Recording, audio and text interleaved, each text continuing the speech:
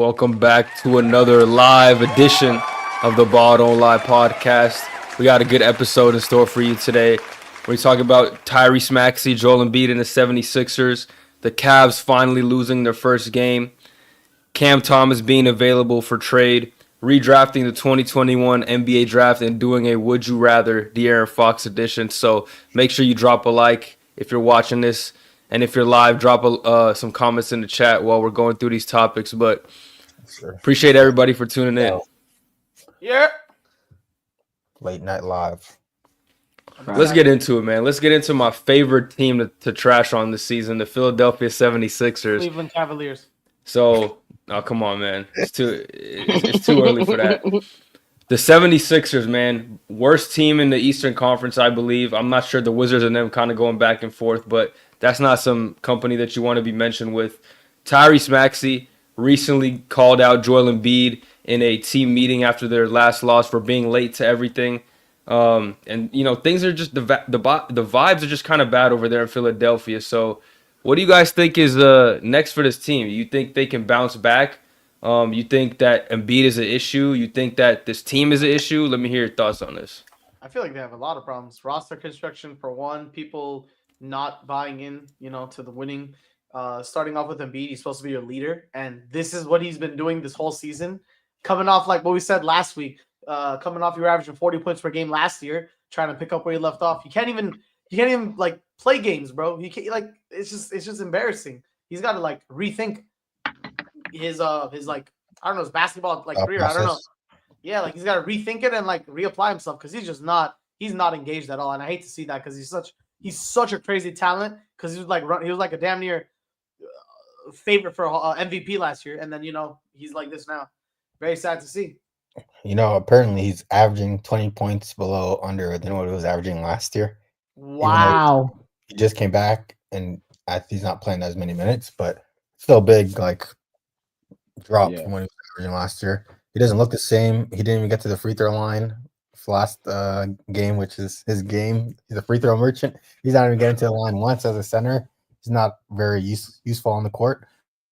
I think the team is cooked. If Tyrese Maxey, like one of the nicest guys ever, has to call out the leader of the team and force him to basically say, "Oh, you have to come to practice early." The dude is like 5 years younger than him too. Like from an age, that's pretty crazy. Noticing that you're not coming to practice on time, you're not doing anything on time, and you're late to everything, and he has to call you out in front of the whole team to get that addressed. It's a huge problem, especially as your star. And I'm not want to believe that Joel Embiid is going to answer to that the way that we think he is. First off, because the meeting got leaked the day after from somebody. I don't know who leaked the meeting, but it got leaked the day after to the point where Eric Gordon. I saw that. He was like, "Look, Eric Gordon, he's not trustworthy." Just look at it at the way he looks. Yeah, just look at him. I don't think the team is going to be coming back from this, and they're already the worst team in the East or the worst team in the league record-wise, and the East is pretty easy or it's pretty bad, so they could come back and get a playoff spot, but there's no way this team reaches the finals or the expectations we had from the beginning of the season.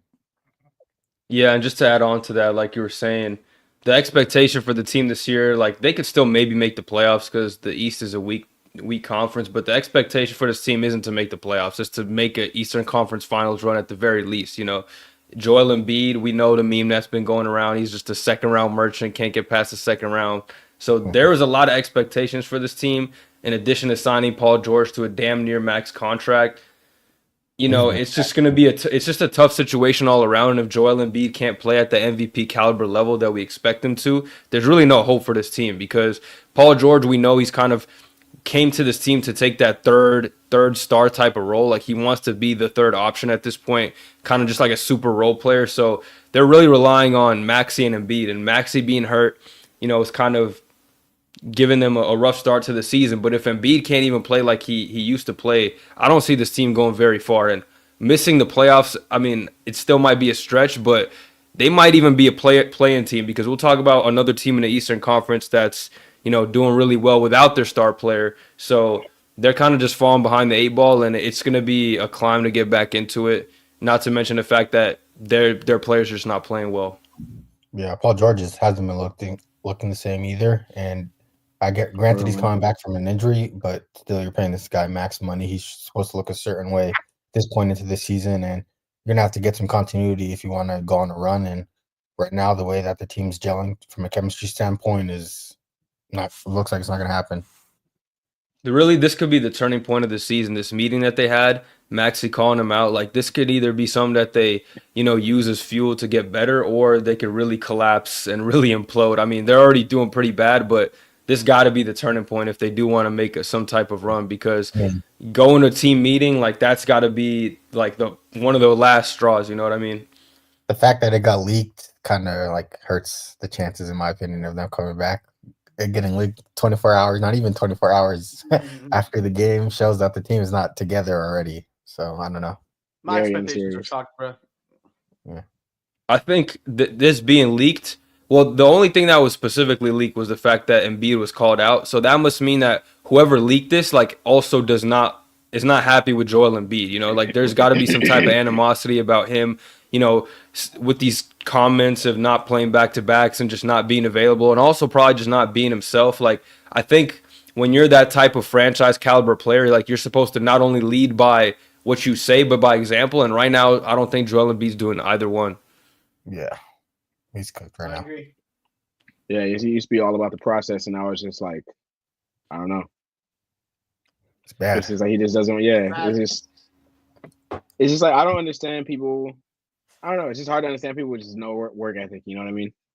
If we see a TMZ video about this meeting, then it's cooked. Nah, for real. That's funny. Omari, I agree. The position that he has and the skill set that he has, Yeah. but like the work ethic that he has combined with it is just horrendous. Like Yeah. it's just a wasted talent, a wasted opportunity. Remember when Literally. Patrick Beverly said that all like top NBA players that are good don't work hard at all, or they don't put in as much work as other players do?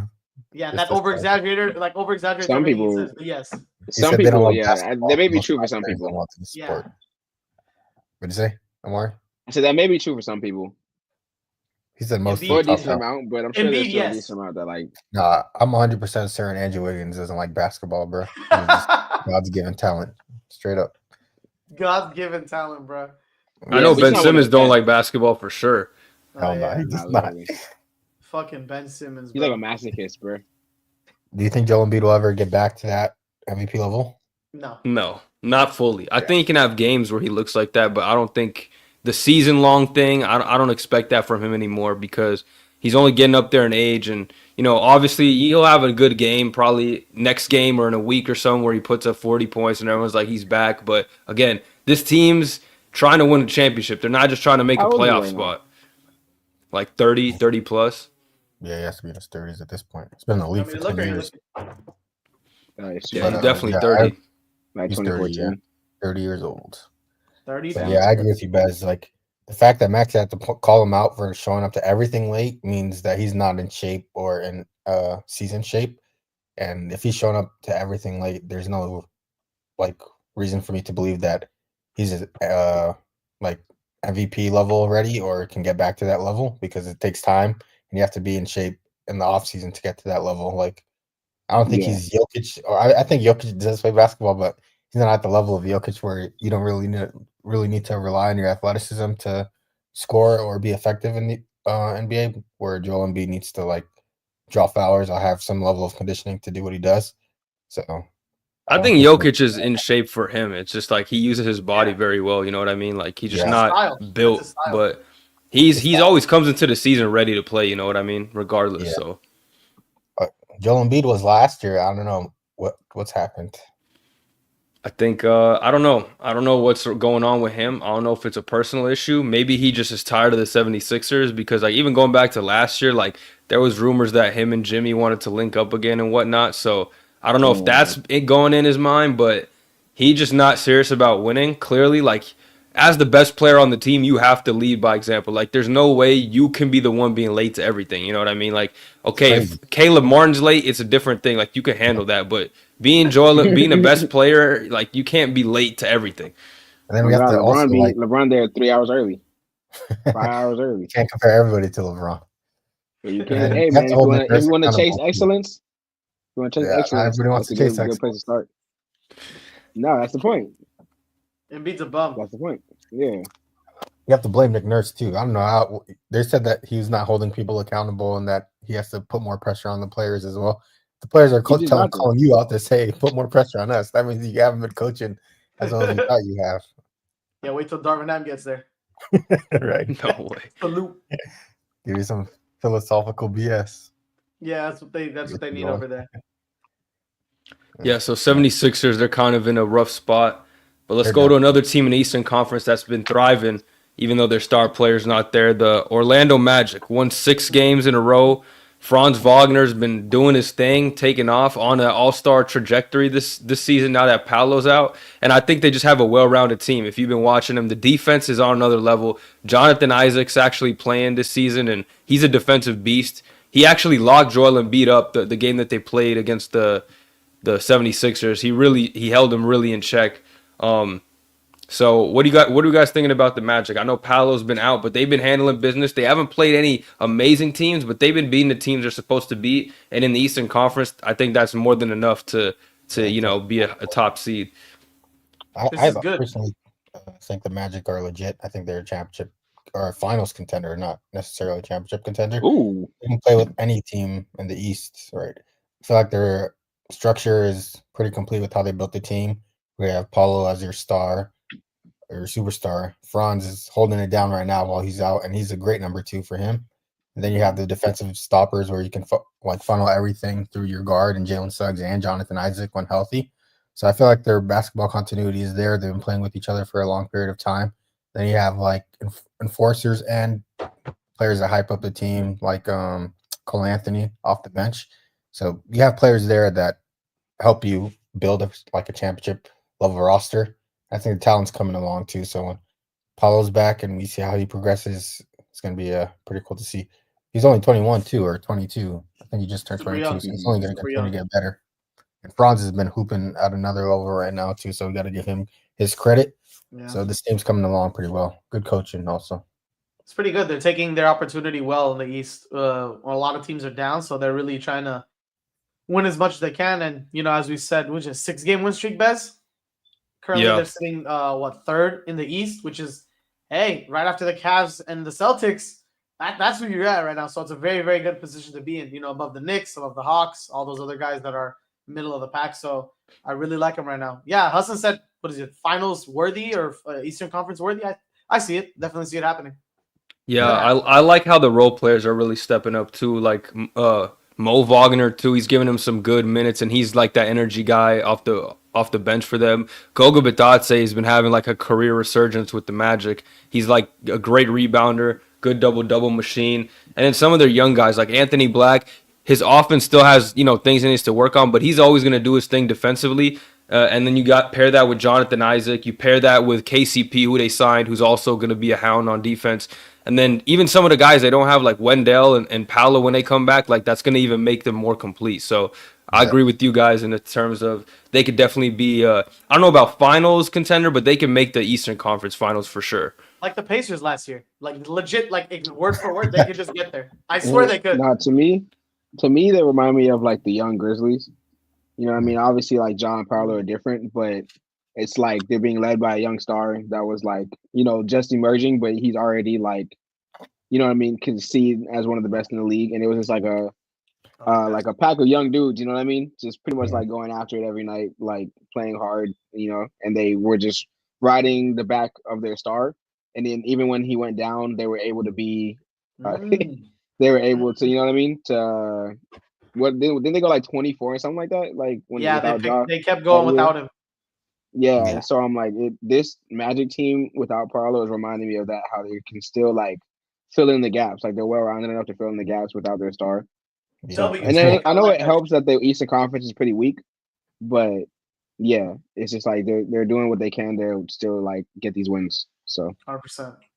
Yeah, like I said, they're just taking care of business. They're not playing any like top teams, but as long as you're beating the bottom feeders in the East, like you're gonna get a top 5 seed in this conference. Yeah. So. They're making the most of their situation, which is a very, very good thing. Omari, that was a great analogy. I love that shit.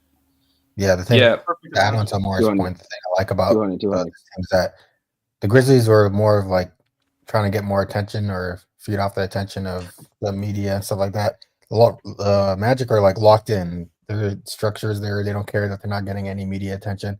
They're just winning games and letting their games speak for themselves instead of grittying on the court. He wasn't talking about the gritting, but yes. All right, let's talk about another Eastern Conference team finally falling for the first time this season. Cleveland Cavaliers losing to the Boston Celtics by 3 points today. Pretty intense game though. I don't know if there's really much to take away from this game, to be honest. I mean, the Cavs still look good. You know what I mean? It's the Boston Celtics.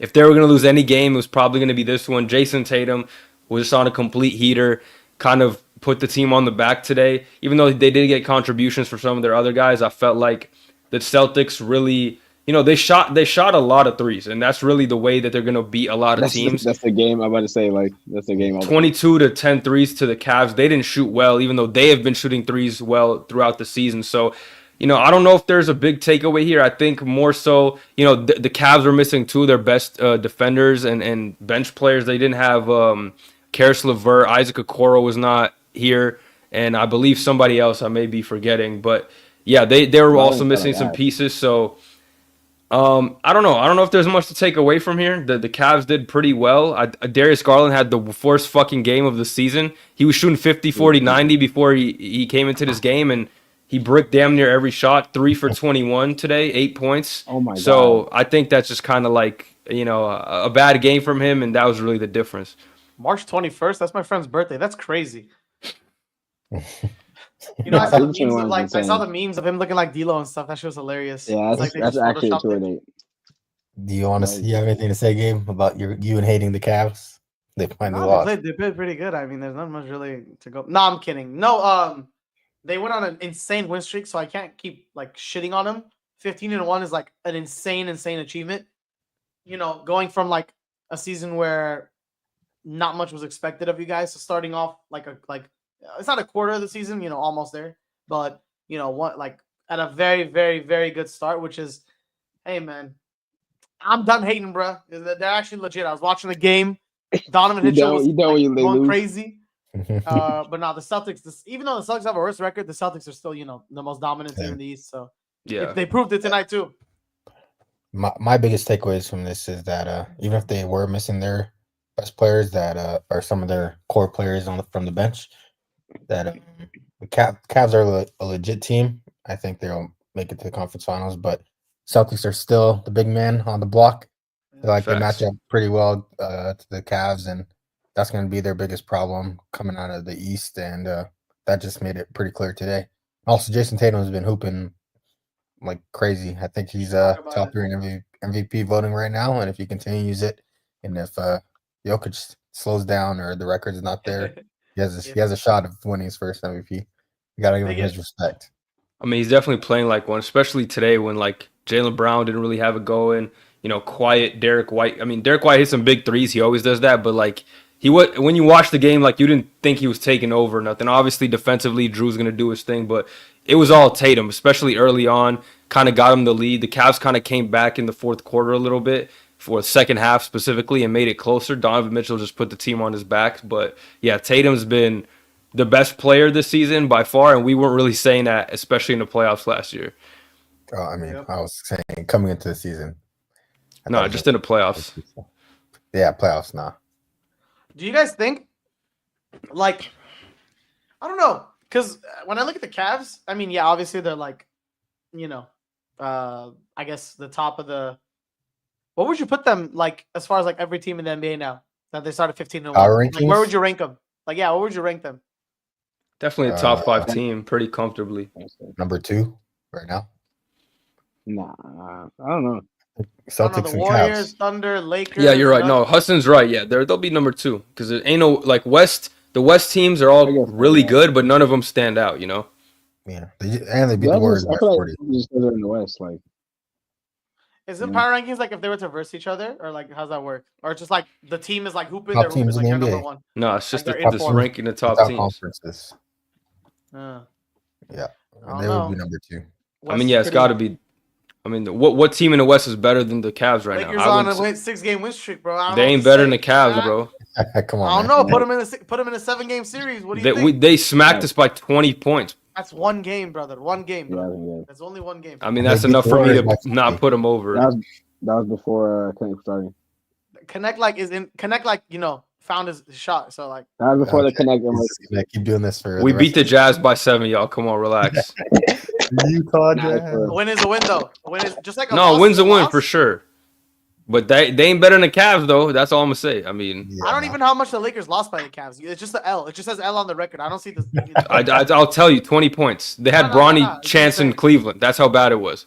It doesn't say it on my He on got my his box first score. career points in He the Cleveland hometown too. kid, bro. He the Yeah, hometown facts. Cleveland. That was Nice. Bronny. Dude, the Lakers aren't even. No, they're top 10, but they're not even. No, they're five. top 10. Stop the Dude, disrespect, we're like man. top Get the 5. fuck out Listen, of what here. are you They're top talking 10. about? They're not top 5 though. Top five. Let's No, be they honest. top five. Top 5 is Bro. maybe, but top 10 is Bro. not even a question. That would be Top five, disrespectful. Yeah, nah, Bro, they're in top the 10. East, we're literally like second, by the way. Or like if you want to. Well, I'm not going to count the Eastern teams in the top. All right, 10. count the Western teams, bro. We're third in the West. Okay. Third. Western teams. Sound like top I'll three to do me. 10 right now.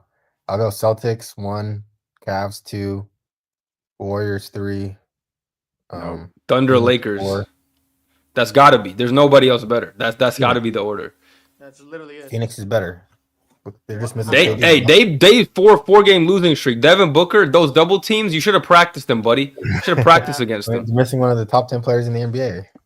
Okay, well, Alright, bro. that ain't our problem. Power rankings don't care about that. Losing Power LeBron rankings James don't and give a Kevin shit. Durant. No, The power rankings don't give a They're shit about losing. missing Mr. Kevin Durant. I mean, they're getting smacked though. Like besides the Timberwolves game, they're losing double digits to every game without KD. Anthony Davis. Let's be honest. By the way, No. I don't even count. No, No, we Thunder won a just game like without they AD. We won a Yeah, game they without won AD. that. Curry. Yeah, and LeBron had to drop a triple double for it to win. So But we he won, did it with though. him, too. Okay, that's He one did it game. on the We regular. won That's without regular. Steph That's a Curry, regular too, run but game.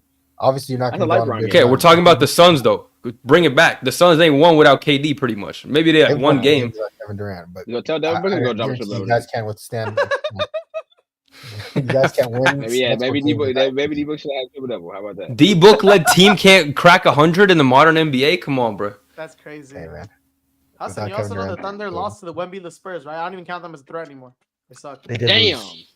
They don't have Chet though, but Damn, All man. right. I still think they're Chris better than Paul, the Lakers. Chris Paul at age 50 beat him. Come on, Hus. Yeah, with Come no on. Wemby, that's Cook tough. them. You see Devin Booker on that Julius Randle game winner? He's like he's cheering for the Timberwolves on that fucking game winner. He traveled Yeah, bro, and fouled. that's a push off. Still- Should have called it. Should have called it. Remember, Randall? Yeah, And Mike Conley said it's too late now. They should have called it during the game. They should have. The 2 minutes don't matter. that's facts. Yeah, you guys are top 10 though. I'm not gonna disrespect. You're saying you Yeah. said like 4 Yeah. teams. And you said we're top 10. I said 5 You said teams. top 5. I said So- 5 teams.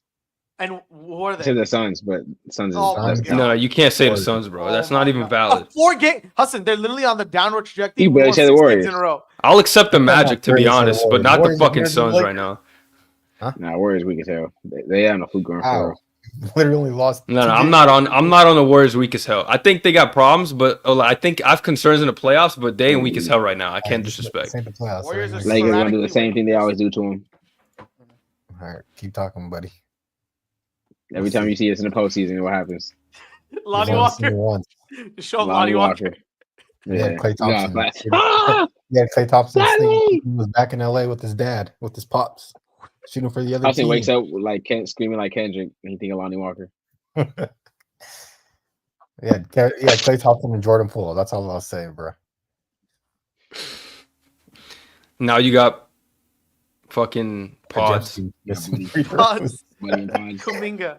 No, Hassan, you need to answer for your crimes, bro. You fucking said Pods would have Jalen Brunson-esque season this year. I didn't say this year. No, I Damn. didn't. I gotta find the clip because he was. No, hyping but up you said Pods something and like Kuminga. that. You definitely said like And he something looked- like that. He said he could be His that type of ceiling, player. instead of ceiling, was Jalen Brunson. Dude, I gotta find that. I gotta find those. Warriors Hell nah. clips on Hassan. I never said. He'd No, be you were hyping up said your he'd be our players favorite like player. Kuminga, Pajemski. You were hyping them up. Kuminga, yeah. I I gotta said find Kuminga it. would average 20 points this season. No, you know what's funny though? All those guys are having mid-ass seasons, but you guys are still winning, so it doesn't even matter. Well, Kuminga's Which been means playing they're pretty well lucky. off the bench.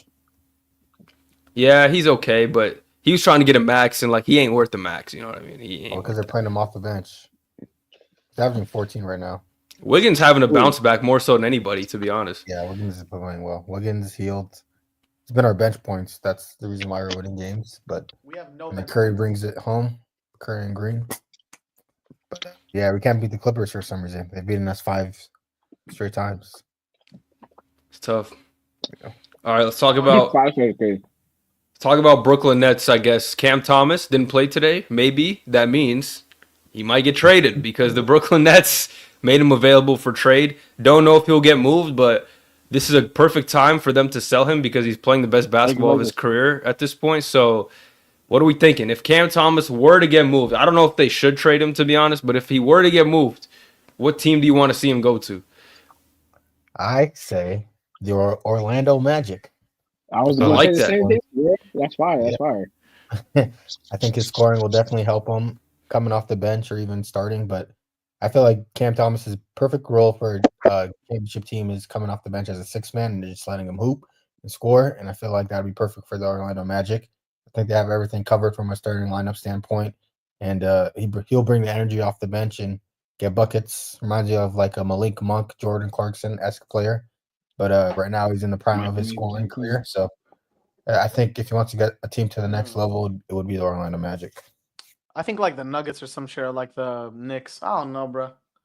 I don't know. I don't like any of those teams, but another team I would like, I think he would fit well on, is the Pacers because they just need some type of offense outside of I don't even know who the best offensive player is at this point. Like it's Pascal Siakam, Benedict Mathurin, but I think he would easily be one of their best scorers. Then you could bring Benedict Mathurin off the bench and have him in that 6-man role.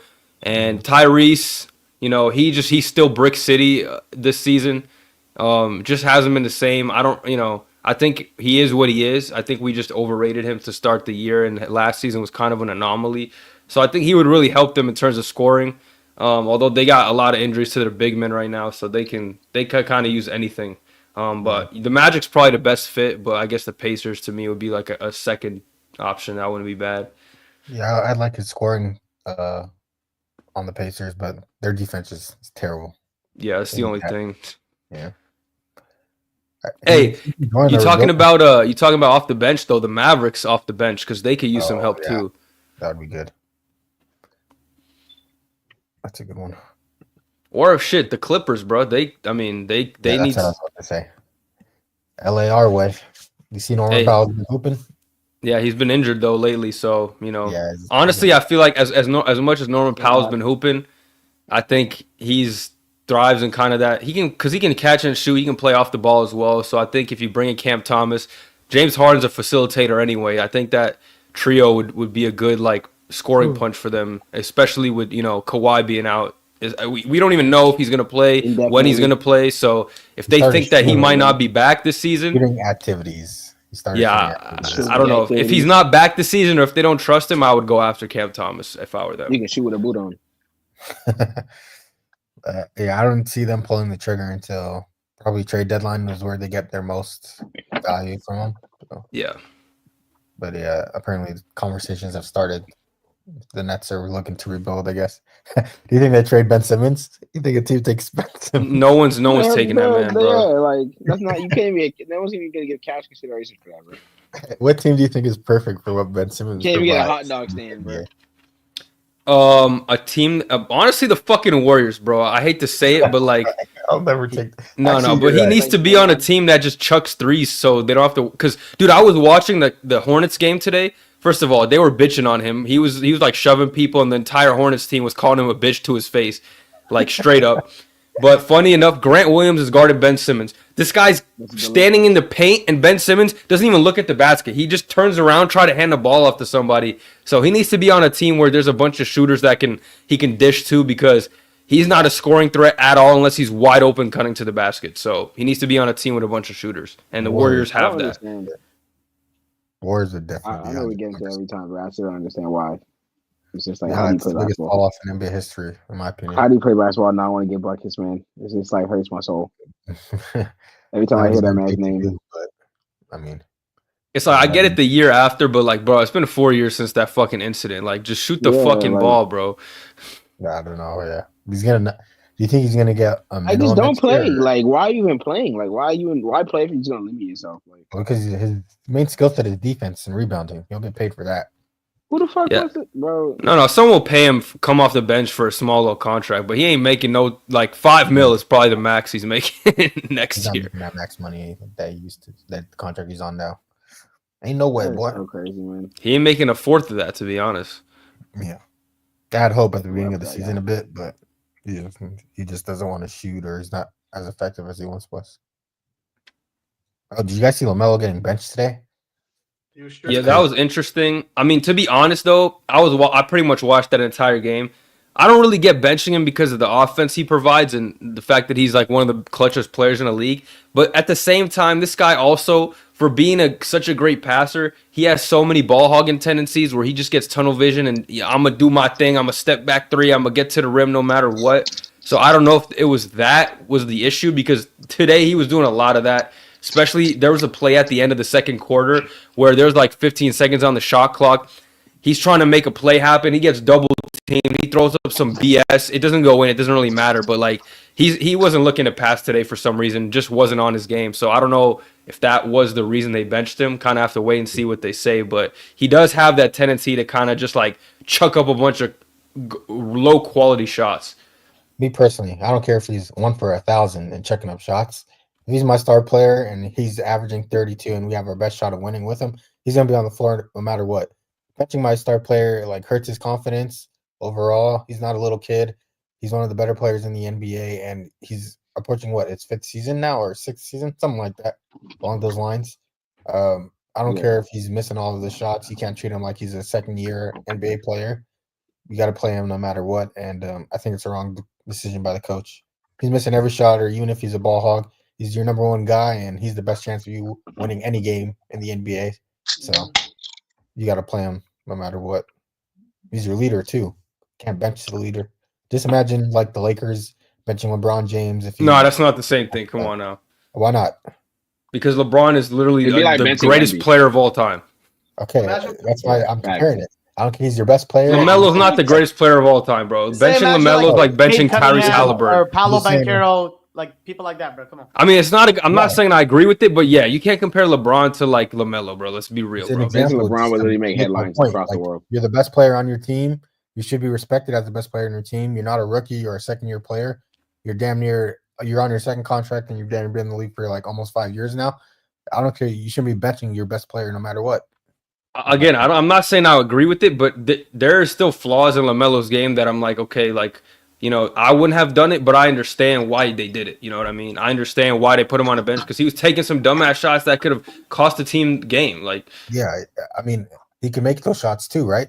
It doesn't matter if he's shooting stupid shots. He's your best player, and you should play him no matter what. No, he definitely should have been in there over like Trey Mann and shit. But again, I don't know if he was trying to teach him. Again, I don't know. Maybe LaMelo was like not listening to the coach in the huddle or something. He had tried to send a message, which I would understand at that point. Coach is not more valuable than LaMelo Ball for the Charlotte Hornets or that organization. But for the Charlotte Hornets, they need somebody to, you know, they've been a team that just kind of does whatever they want. And, you know, having a coach that is willing to hold players accountable, even your best player, like that sends a message that you guys are not above the team. You know what I mean? Like, I'm not just going to play you just because you're LaMelo. There's different ways to hold your team or your star player accountable. Especially you don't want to hurt his confidence by benching him. Like if he believes he can make those shots, that's why he's taking them. So there's different ways to approach him taking smarter shots or like limiting those type of shots. But you have to allow him to play and grow through those pains. Like I think I was okay with them benching him, but like when there's 2 minutes left, at that point you got to bring him in. Like I get him not playing like 5 minutes in the fourth or whatever down the stretch, but there's 2 minutes left, 1 possession game, you got to put him in at that point. You bench him like during the fourth and bring him in during crunch time. Yeah. So they really wait, how long did they actually bench him? Like he came out with like 8 minutes left in the fourth and didn't come back. Yeah. So I'm saying that's fine. Bench him until there's like 2 minutes, and it's like, all right, maybe then you got to get him back in or something. But my only the point whole fourth is crazy. Kevin Durant's of the world, Curry's of the world, like the biggest. Don't compare LaMelo to them. Like that's crazy because he's not on that level.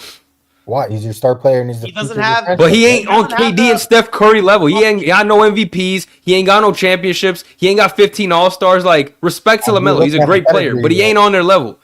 Okay, but he's your best player and he's your He's not franchise. established. like Hassan, player. he's not an established You guy, don't have to be bro. an established He's guy great. to.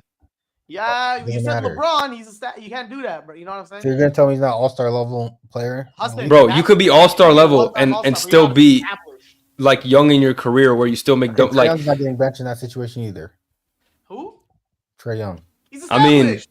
okay, first of This all, is good. Trae Young, but even Trae Young Everyone's getting benched is established. different than How's LeBron getting LaMelo benched. not Like, established? Huh? even Trae Young getting benched is not the same as LeBron getting benched. Like, you can't compare the two. I'm just talking about star players in the NBA getting benched. None of them are getting benched. I get the picture. Tyrese get benched. But it's a little Maxey deeper than or that. It's a Halliburton? little deeper. No, Halliburton. He has one good year. We know LaMelo's him. Who do you think's better? How Tyrese many or LaMelo? good years LaMelo have? He can barely stay healthy before this Tyrese isn't getting season. benched. I don't think Nah, we Tyrese know is who getting he benched is in when that he's healthy, situation either, to be fair. He brings more than just scoring. My whole point is no star player should be benched in that situation, and LaMelo shouldn't have been benched. I mean, I Regardless, agree with that, but you just can't compare him to LeBron. Like, that's insane. any star player in the NBA. You Or can name Kevin them. Durant. Or Kevin Durant. They're not. There's levels to it, though. That's what I'm trying to tell you. Like, Any team, though. benching Sengun and benching Jokic is like two different things, bro. Come on, like, can we be serious? I'm just saying star players, though. It's a little deeper, I think. Yeah, That's he's the whole he's point. already I'm a just max using player. bigger, like analogy just to make my point stronger. But any star player in the NBA shouldn't be benched. I agree that he He's already a shouldn't have max been benched. player. He's already a max player in general. Like the franchise shouldn't even want you to ever bench a max player. Like you know, Exactly. like he makes you money. Like It's the dumbest thing you there's can a do. reason you pay him the max. At that point, I agree. Yeah, we can agree on that. Mm. Yeah, don't do that again, please. Don't do that shit again, nigga. I'm gonna bench my nigga. Hey, but on the real though, he definitely got to have better shot selection sometime. Like he be chucking some bad shots. Bro, we've been saying this is a Oops mixtape player. Outside You're saying highlights. that's his ninth grade. He's just looking for a highlight. He don't care if they win or You lose. don't care about the NBA, bro. Hey, if he wants to take that next step, he got to be a little smarter. Like, it's okay in the first, third quarter, but like when it's the fourth quarter and it's a close game, like you can't be taking the same type of shots, you know. This is why Brandon Miller is getting more trust. Maybe that's the angle there. Like they think Brandon Miller could be the star player for the team Is and the take over. future? So you bench LaMelo. Hell no. I mean, Brandon Miller really is. I see the potential there for sure because he's smarter. He plays off the ball. He plays within the team offense, and he has all the skill set to be that type of dude. You know, he was getting Paul George comparisons, and I definitely see that comparison. So, Same. I mean, PG was never able to like succeed as a one. You know what I mean? So it's like Indiana. it's just a compare. First of all, it's just a play style. It's not even really like he's a different. He don't got that PG mentality. All right. Yeah. Yeah, That's- but I'm it's still hard for number me- it's two hard on for this me to team. see This is Brandon Kawhi, Miller. Steve. right now it's still hard for me to see him as like a top a top 10 player. You know what I mean? Like even with development, but it's like Who? Miller. Brandon Miller. Yeah, like what do you think his ceiling would be? Like I don't see his ceiling being a top 10 Maybe player. 1 year. But Who knows? I mean, like absolute ceiling, like he could do the things Jason Tatum does, in my opinion. Yeah, I can I'd see say a it. good comparison. you think so? Yeah, I mean, We'll see. you just gotta get like. He's not there obviously yet, but like Yeah. Yeah. the tools Yeah, are there. He yeah, got the yeah. length, he got the shooting, he has enough playmaking. He plays smart basketball, so the best can get case better. scenario, I could see him doing that. He can get better and people get worse. So it's like he'll sneak in and then maybe this is pure hypothetical, obviously. Well, who do Yeah. you think, like, I guess potential wise, like realized potential, like who would you rather have as a one, him or LaMelo? What, like max potential? Potential wise, LaMelo Ball. LaMelo. Well, max He's the potential, best player in the LaMelo, NBA, but bro. I think I'd LaMelo say has the for potential sure to be the LaMelo. best player in the NBA, but he's just not mentally there. yeah, LaMelo's LaMelo's issues are more glaring than Brandon Miller. Like Brandon Miller just got to develop. He hasn't done anything to this point where it's like, oh, it's an issue. You know what I mean? It's just he's not at that level yet. LaMelo plays like a little teenager, bro. He still does. He's like 24 or whatever, but he plays like a little teenager. It's weird. Like as the point guard of the team, you can't be turning the ball over like 10 times a game and chucking up bad shots. Like that's just as the top tier point guard. Like obviously you could still be an all-star level player and do those things, but if you want to win a championship, like you can't do those things. You know what I Still mean? top like, five. he's not that young anymore. Yeah, I obviously like age wise, That's, but he what- plays that's like my he's still whole on Cheeto point of Hills. him being benched. Like you're not benching a player, your star player 5 years in. You know. No, yeah, Shouldn't for be, sure. yeah. It's not even like Especially when they had a better option. You know, respect to Trey, man. He's been balling, but come on, bro. Yeah, I don't care what shot LaMelo takes. It's better than what Trey Man takes, even though he's Yeah. honest. I'm taking a triple contested step back from LaMelo. It has to be open mentality. on top of the key. People view him differently because of his mentality or how he carries himself, I guess. He just got fined for the no homo. Winning. Yeah, yeah. Can't be saying that. So LaMelo, I think it's just the unseriousness of the franchise. Nah, do you mean the way that he acts? Is the way why this? No, I'm saying like his perception. Like if he was winning, like it wouldn't. You know what I mean? Like they were like the Grizzlies, like winning games and shit like that. Like I think the perception of LaMelo would be completely different just because he'd be playing like this and they're winning games. You know what I mean? That's how it always goes. Like, but I feel like if he was on a different organization, his game wouldn't be the same. Like if he got drafted to the Warriors, no way he's playing the same way that he is right now. Steve Kerr would have benched his ass for some of this shit. I understand what you're saying. I agree. 100%. I agree, but I'm just saying like in terms of like where he is right now, like let's say like he started playing and then I know he signed a max and everything, but like let's say he decided to leave after his rookie contract was up, you know what I mean? And then he's already like has his skill set that people know what he could do, but now he's on like a more serious team. I feel like if he was able to like put up decent numbers on a more serious team, people would still, even if he acted exactly the same, but if he put up the good stats on a serious team, like people would be like, oh, like I don't know, the same way, unless he was getting in trouble. But like everyone loved John until he started getting in trouble for real. You know what I mean? Yeah, they were winning, but his game is not the same as LaMelo's. So he's not dumb when he plays. You know.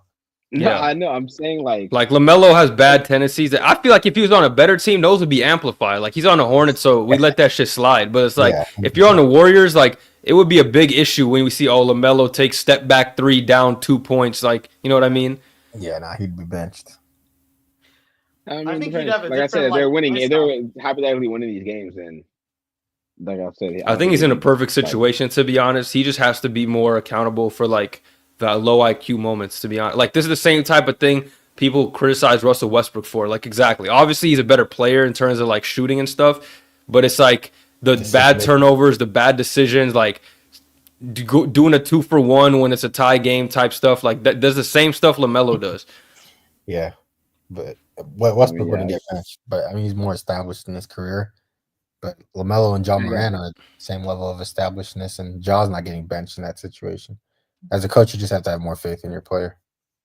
Yeah, but hopefully they sent a message. He sent a message at least with this, so it was not for nothing. Yeah, I guess good or bad. We'll see how it turns out. Yeah, for one of LaMelo's like, man, fuck this nigga, gets him fired. Right. I'm the franchise. He said that would be really bad, to be honest. That would be like see the mirror him. See the mirror him. Yeah, damn well the coach getting fired, boy. LeVar gets hired as the next coach. What are you doing out here?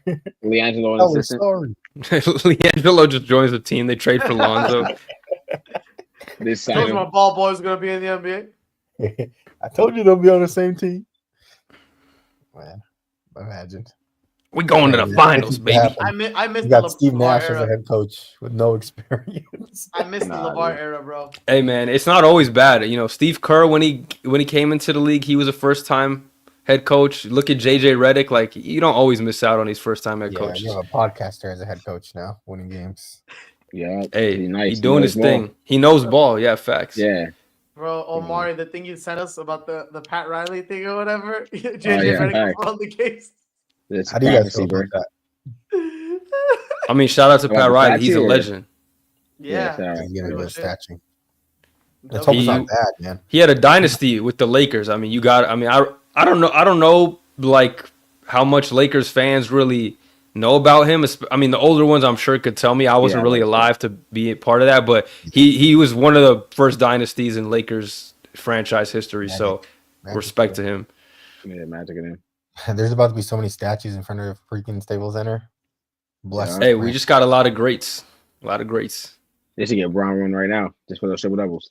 He's not getting one, sadly. His jersey will be retired, but he ain't getting a statue. You probably just get a statue in Cleveland. That's for sure. Yeah. Like, maybe in Miami. He's been a Laker longer than anything else. Yeah, 2 in Miami, bro. So he's been a Laker longer than anything else now. So That's crazy, Really? right? Omar? That is pretty crazy. No, he's been with the Is it Cavs just- longer. I think Yeah, all overall actually, Cavs Total, years. yeah. Yeah, He just- Overall Cavs yeah, years. totally. Yeah. Just not for Maybe one just period. That's one period of Yeah. time. But like, he's This gonna is retire. longest stint. This is longest stint. Yeah, for sure, yeah. And he's not gonna get a statue. But if they win, I think if they win a chip this year, which You they're know- going to. You know what? I still don't think he'll get a statue. He'll definitely get his number retired if though. you get two, you might be. He would get a statue. He'd probably get a For statue two? because he's also like. Lakers, though, Not only is he it's two, he's LeBron James. You get me? Like, it's like you have the GOAT win 2 chips like for you. this is Maybe. the They're Lakers, gonna give him though. a statue. They'll give him a statue just because of publicity, just because of, you know what I mean. There's Yeah. way more that goes into it too. Like Yeah, I think he might. having a bronze statue at Staples is just like, you know what I mean. That's an attraction at the end of the day. Would AD get a statue? Because he probably never leaving. Oh, Nah, I don't think people will Is he gonna- remember Anthony Davis. Is he gonna? I don't No, know. they'll remember him. 'cause They'll remember the- Anthony Davis, bro. They'll remember Relax. Anthony Davis, He's yeah. a Hall of Famer. I think I Anybody, need to yeah, get- I don't know. Statue? I no. need to get one There's no more. way he gets a statue. No, I'm saying He get if they one. win another ring. Nah, just LeBron. He's a If bigger name. AD wins another Not ring, couple. 1000%, yeah. Like if AD wins another ring, like If without AD Bron. has That would two be a rings lot of as the Lakers, statues at that they give him point. a statue. No, what if he wins one without Braun? Like after Braun's He gone, wins he it wins. without Okay, Bron, for he sure. gets they're a gonna statue. they're gonna have to have like a row of like just a walkway, just all statues. Like that's what they're gonna do. The way that they have it set up at Staples now Like is pretty Greek cool. You just have like Shaq just hanging on the top. Yeah. You got like Magic on the side right here, and then you just got them all around. It's pretty cool. how Is they have Kobe it. near that too, or is he somewhere else? I haven't seen the Kobe statue, but I from think live he is streams, like, you know where the yeah, shack yeah. is? I think you guys know where the shack is. I think he's like towards the street of it. Yeah, I think he's in front of it. Like Isn't he- closer I to think the he's in street. front of Magic. Magic's like on the left, and I think he's in front near the stairway. We keep saying we gotta go do a vlog there. We just pull up one day, just drop in like GTA.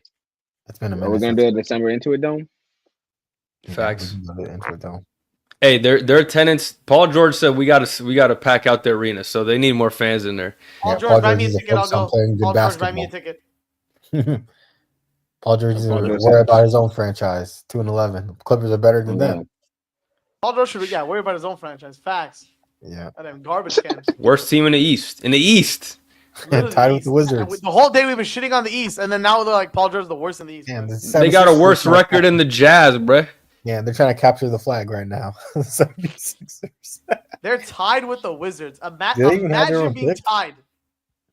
The Wizards are on a 9-game losing streak too. That's That's insane. Do the 76ers have their own pick this year? I don't even know. I think it might be protected, but because shit, who knows? Let me Yeah, look it might up be. actually. What? The process all over again. You got to rebuild around Jared McCain and fucking flag. Tyrese That's, Maxey. that's still an ODT. Wait, are we though. actually doing all 25 of the draft right here? What do you mean? Like for the Lottery, segment buddy. later? Okay, Oh, okay, no, just just making lottery. sure. Okay, just making sure. Yeah, Philly has their own pick. It's protected 1 through 6. So if they win a few games and actually don't finish like near the bottom, they're gonna have a lottery pick that's not theirs. Damn, who owns it? It's not telling me here. It just says, oh, let me try to find it.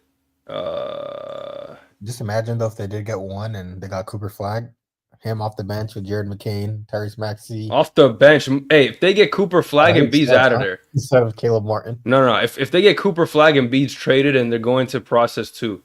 Why? Cooper Flag will be NBA ready day one though. But I don't know if him and Embiid kind of works. You know, they're both big. I don't know. He's figured it out.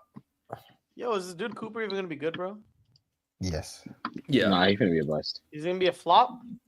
Yeah, he flopping. I can already feel it. These guys have never watched a single minute of him know. play basketball in college. I What mean- college did he go to? Yeah. I mean the vibes, Duke. I mean the vibes, bro. Dude. Okay. that's All right. right, Gabe. Respect. So fast I got that answer, bro. Not like I'm looking at it right now. I knew that. There's another guy from Rutgers that who've been hooping. Ace Bailey. Rutgers. Yeah, he's good too. I like him. He's supposed to be a top pick, number 2. He's like Jabari Smith Jr. with To more be fair, handles. we thought Scoot Henderson was gonna be a star. Look at him. poof Hey, now. those G League Ignite players have all been Hope Henderson. underwhelming, bro. Poop Kaminga's been good. Henderson. He's been worthy of the 7th pick. Who? Kuminga. Jonathan. He's Kuminga? okay. Not The bad. bucket, Hassan. He's worthy The of bucket. a 7th pick. I That don't know what Sure. we expect the 7th pick to be. I'm like a superstar. All right, let's talk about this 2021 draft lottery. I'm assuming you saw the post or whatever on X. Yeah. talking about redrafting. And so let's do our own redraft. You want to put the list on the screen or no? Yeah, I'll throw it up here so you guys can see it. Harder to clip if we do it. Wait, is this someone? Isn't this someone on this list that's not drafted? Is it only the people from the first and second round? Yeah, everybody. I mean, no one undrafted is going in the lottery, but Are you sure? I'm pretty sure. No, I think there's one person. I'm pretty Who? sure he was undrafted in 2021. Who? Let me Google it. All right. Well, I mean, honestly, he can make it. He can make it. I know who you're talking about. The boy. Right? The boy. No, he makes it towards the bottom for sure. He'll make it 100%. Who are you talking about? Austin Reeves, baby. Yeah, Austin Reeves. He 100%. He gonna be at the bottom. He gonna be for sure at the bottom of this lottery. Definitely not like a top 10 pick, but yeah, for sure. Yeah, nah. I Someone don't on Twitter know, said Josh Giddey should be undrafted. No, like Austin Reeves going ahead of Josh Giddey for sure, but probably not some of these others. All right. He's not bad. I think a lot of people he does go ahead of. Dude, some of these picks, insane busts. James Booknight, oh my God, Charlotte. My God. Is he still on the roster? Davion fell off. He already bounced teams. Josh Primo, come on, San Antonio. Oh my God. He should be in jail. Kill that nigga. Kai Jones. Sorry, buddy. That's our guy, though. All right, let's start with the first overall pick. You got a few options here. I think I'm still going Cade Cunningham, though. I think I'm going to still pick Cade to go number one. I think, especially this season, there was some questions because he was on the Pistons and they've been horrible. But this year, he's definitely showing that he was worthy of that number one pick. Yeah, I agree with Baz. Number one, I'm going Cade Cunningham as well. I think he's shown that he's worthy of the number one pick. He just has to put some pieces around him. Starting to be a triple-double machine, and he's a true leader. And I think him at point guard is better than anybody in this class right now. Mm-hmm. All right, now let's move on to the second pick. We got a few options here. You guys what if I was going to say someone else? What if I was going to say someone else on number one? Yeah, I didn't say anybody. Why don't you mean Omari? All right, go ahead. I thought y'all were in agreement, so y'all didn't say nothing. Omari, you first. I was waiting. I was quiet for like 10 seconds. No one was saying nothing. I was fourth on. No, at the end of the day, I'm in agreement. Cade has been, especially this year, has been showcasing that he continues to get better each and every year. Now that they have like a pretty solid team, obviously they could have a better team. I feel like even if he was on a better team, he would just continue to elevate his play. But I think he's proving to why he can be the number one on a team that's good in winning games. So yeah, I'm going him number one too. I'm torn between two players here, guys. I'm kidding. I'm going Cade Cunningham as number one overall pick. I think he's in. He's just the best player out of this class, pretty much. Some of the other, what's it called? The other drafts are a little closer, but this one I think is pretty clear cut. Cade Cunningham number one overall. Well, I think you could have an argument for number one, actually. That's why I didn't want to interrupt y'all, but number two, though, I think we have a bigger argument for number two. I think it's between Scotty Barnes and Evan Mobley, in my opinion. I guess you could throw in Franz Wagner in there the way he's been playing this season. Şengün is up there. Şengün too. I think for me, though, I'm going to go Scotty Barnes at number two. I think he's shown enough to me to show that he is worthy of the number two pick, all-around player. His scoring has been a lot better over the last couple of years. And he's the Toronto Raptors franchise player, whereas some of these other guys, Şengün obviously could also be in that conversation, but I think Mobley and some of these other guys are like complementary stars, and I think they're really, really good in their role and can obviously get better. It's still really early for these guys, but I think Scotty Barnes is solidified as the Raptors, the guy they're going to build around. He could do everything. Good defender, playmaker. He even decent shooter, hit the mid-range. Just been hurt so far this season, but when he has been playing, he's been really good. So I'm going to go Scotty Barnes at the number two pick. I'm going Alperen Şengün at number two. I think he has the capability to be another Nikola Jokic. He's shown flashes last year, especially where he had a stretch of triple doubles. I think he had a stretch. Yeah, he did. And right now he's really good in the pick and roll. His offense is getting better. The only thing that we need to talk about is his defense, and I think that will continue to improve as the years go on with using his size and non-athletic ability to put himself in better positions like Jokic does. So I think he'll grow to be a franchise player, and he showcases flashes of that. So I'd take him at two. Did y'all see that game against the Bucks. He had like a chance to hit the game winner. Yeah, Fred drop threw the him a ball. lob, and this fool just couldn't jump 2 inches to get it, and it went out of bounds. And Ime was so mad, he just left the stadium right after the buzzer. That was the one. Easy one for them. He just fumbled the ball. He'll be better, though. Man. All right, what about y'all? Who you got number 2? All right. Number 2, I also have Sengun. I think that although I think Mobley, for sure, you know what I mean, has been. I feel like he's further along in his potential. I think Sengun's like ceiling is still like much higher. And although Sengun isn't like, I wouldn't say he's as good as Mobley is currently right now, maybe. You know, it could be argued. But I think that like later on, Sengun will be a clear cut better player. So all around. I would So if it was up to me, and plus his skill set is something that you can't really find. You know what I mean? Like, and it's something that's been proven to work. Obviously, he's not Jokic, but having the similar skill set is like obviously can be valuable in this league. So yeah, I think that he could is like Sabonis level. He's still good. Yeah. So I think that he deserves number 2. I think for my number 2, I think 2 through 4, 2 through 5, pretty much pick him. I'm going with Scotty Barnes. I think his skill set is really, really good in this era of the NBA. Hey, he won Rookie of the Year this year. We got to show him some respect. So Scotty, you know, being a Swiss Army knife type of player, and he's a pretty good defender. I mean, he could do it all on offense, rebound, pass, and he's doing it now. And I believe he was an All-Star already, right? Scotty was named an All-Star, so I can't just put like, you know, Mobley or, you know, the other guys above him. So I'd have to give it up to Scotty Barnes right now. Even though I think 2 through 4, 2 through 5, you can pick whoever you want, but I'm picking Scotty Barnes. Yeah, the next couple of picks are all pretty close. I think you can't really go wrong with them. I think you all got an argument for it. So number 3, I'm gonna have Evan Mobley number 3. I think I don't know if we're doing this by just player or going to the team, but assuming he goes to the same team, I think the Cavs are happy with Evan Mobley.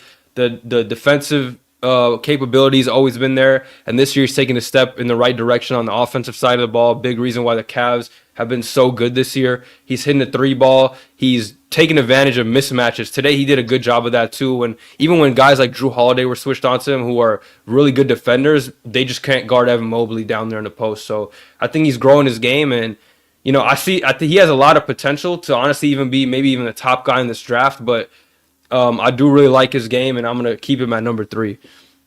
Yeah, I'm not mad at it. I got Scotty Barnes here at number 3.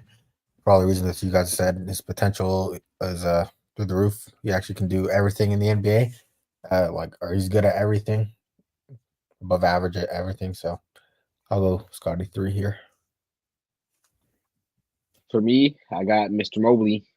Mr. Mobley number 3. I think the fact that he's kind of developing a deeper bag this year, plus coupled with like his high level of defense, I feel like having a DPOY level player is always going to be like super valuable, especially as a big man.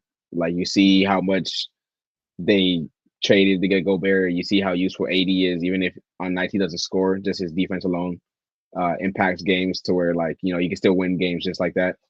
So I think that level of defense is hard to come by. So that's why I have Mobley a little bit higher. But yeah, I think that with him developing a bag now, I think that his potential is like higher than it was before, you know? So. Oh, we got Jalen Johnson in this draft too. Yep. He definitely gonna be in this lottery, 100%. I was looking at him. I have, for my number 3, I have Alpi Sengun. We touched base on him a little bit. I just love his game. I love the tendencies. I love his offensive tendencies. Obviously, people make the comparison to Jokic. Even if he doesn't pan out like Jokic, which he probably won't, but if you get like 75, 80% of him, you're still looking at a perennial all-star. So with that being said, I think Alperen Sengun has a great career ahead of him. And from what he's shown so far, he's just amazing. Offensively, he's really good. Playmaking, just got to work on his defense. So, yeah. That was everyone's number 3. Yeah. 4. So number 4, I'm gonna have this is where I have Sengun. Obviously the 2 through 4 guys you can kind of mix and match, but I think what really holds Sengun back is the defense, obviously he can do everything really well, playmaking, shooting the ball. It's been good enough in the post. He has a really nice post game, really good touch around the rim. I think the thing that kind of holds him back is the defense, and I don't know if he'll ever be really good at it because I don't know. He just doesn't have the athleticism and just kind of feel around the basket to be good defensively. Maybe if he gets some more size to him, he can kind of have like a Jokic impact where he just takes up space and kind of knows where to place his body. But I think it hurts the Rockets because the center is probably the most important position on the defensive side of the ball, and having kind of a defensive center who gets killed in the pick and roll and kind of can't protect the rim is a negative. But the Rockets are making it work because they have really, really good perimeter defenders with Tari Eason, Amin Thompson, Jabari Smith, guys like that. So, he's still a really good player, still probably going to be an all-star at some point in his career. I just think I value some of the other guys a little more because they're two-way players. Yeah, I think he'll figure it out later in his career. But the players that you mentioned earlier have already kind of tapped into their potential now. So at my 4, I have Evan Mobley here, mainly for the reasons that you guys said. He's been way more aggressive this year. I feel like Kenny Atkinson has pretty much unlocked his ability from an offensive standpoint. Defensive standpoint, you already know who he was. And he's definitely on a path to winning a DPOY one of these years. They're being a top 3 player in that category. I feel like offensively, the sky's the limit for him. Like you said, no one can really guard him because of his length and size, and he just mentally needs to open up the path for him to be a 20-point per game scorer or even higher. Then opportunity is not really there from past couple of years, but right now he's forcing his way to create that opportunity and showcasing why he can be an all-star level talent in the NBA. So he's definitely number 4, or he could be higher. 2 through 4, like you said, is could be up there for all of them. So. It's like a preference thing for me. I don't know. Yeah. Yeah. Omari. So my number 4 is that's where I got Scooty Bike. I got Scotty Barnes. Obviously we've all touched on him already. We've all touched on him already, so I'm not gonna use a lot of time, but yeah, I think that his all-around game has been really nice to see. Especially how young he is and how quickly he developed. So yeah, there's not really anything that he's really that bad at. He's really above average at everything, so there's nothing to complain. He's like a jack of all trades, so yeah, exactly. Can't really complain. Above average. Yeah, I got having him number 4. He needs to get better drip though. He's been getting the clown on Twitter. He's getting roasted. I've been seeing it. Hey, some of the fit, he got the little cowboy hat. He been hanging with Bruce Brown. I know that. Nah, bro. He was trying to look like Arthur the other day. No, that was crazy. That was an insane fit. That was bad. Yeah. I think I'm on number 4 now. So this is where I have Evan Mobley. Pretty much touched up on him. His defensive game, his offensive game is developing. Everyone said it. His defensive capabilities in the years to come is going to be very, very key in his game. Also, if he opens up his bag and starts becoming a 20, 24 point per game scorer, this guy could be number 2 on the list. So I got Evan Mobley at number 4. R.I.P. Jalen Green. Sorry, buddy, can't make it to the top 5. Because at number 5, I got the boy Franz Wagner. The way he's been playing, I don't think there's another option you could go here. He's getting into all-star caliber level, especially with Paolo being out. And when Paolo comes back, he'll just integrate right back into it. And the Magic are looking like one of the better teams in the East, and a lot of it is because of him. So he's a great two-way player as well. Underrated ball handler. He can shoot the 3 ball, plays really, really good defense. A big wing that can kind of do everything, which is prototypical in the modern NBA. You need those type of players. You'll never, he's always going to be a fit on any team, even if he, slightly dips off, even if you need to trade for another guy to be a go-to scorer, he can play off the ball, on the ball. It doesn't really matter. So I think he's a well-rounded player and deserves to go number 5. Yeah, I agree with you. I'm going Franz here. The way that he's been hooping has been an all-star level. I feel like he can fit on any roster or any team that he's been drafted to. He plays his role very well and steps up when he needs to. And he pretty much covered everything we need to say about him. He's been balling out. So Franz deserves to be number 5 here. Yeah. My GOAT. I'm in agreement.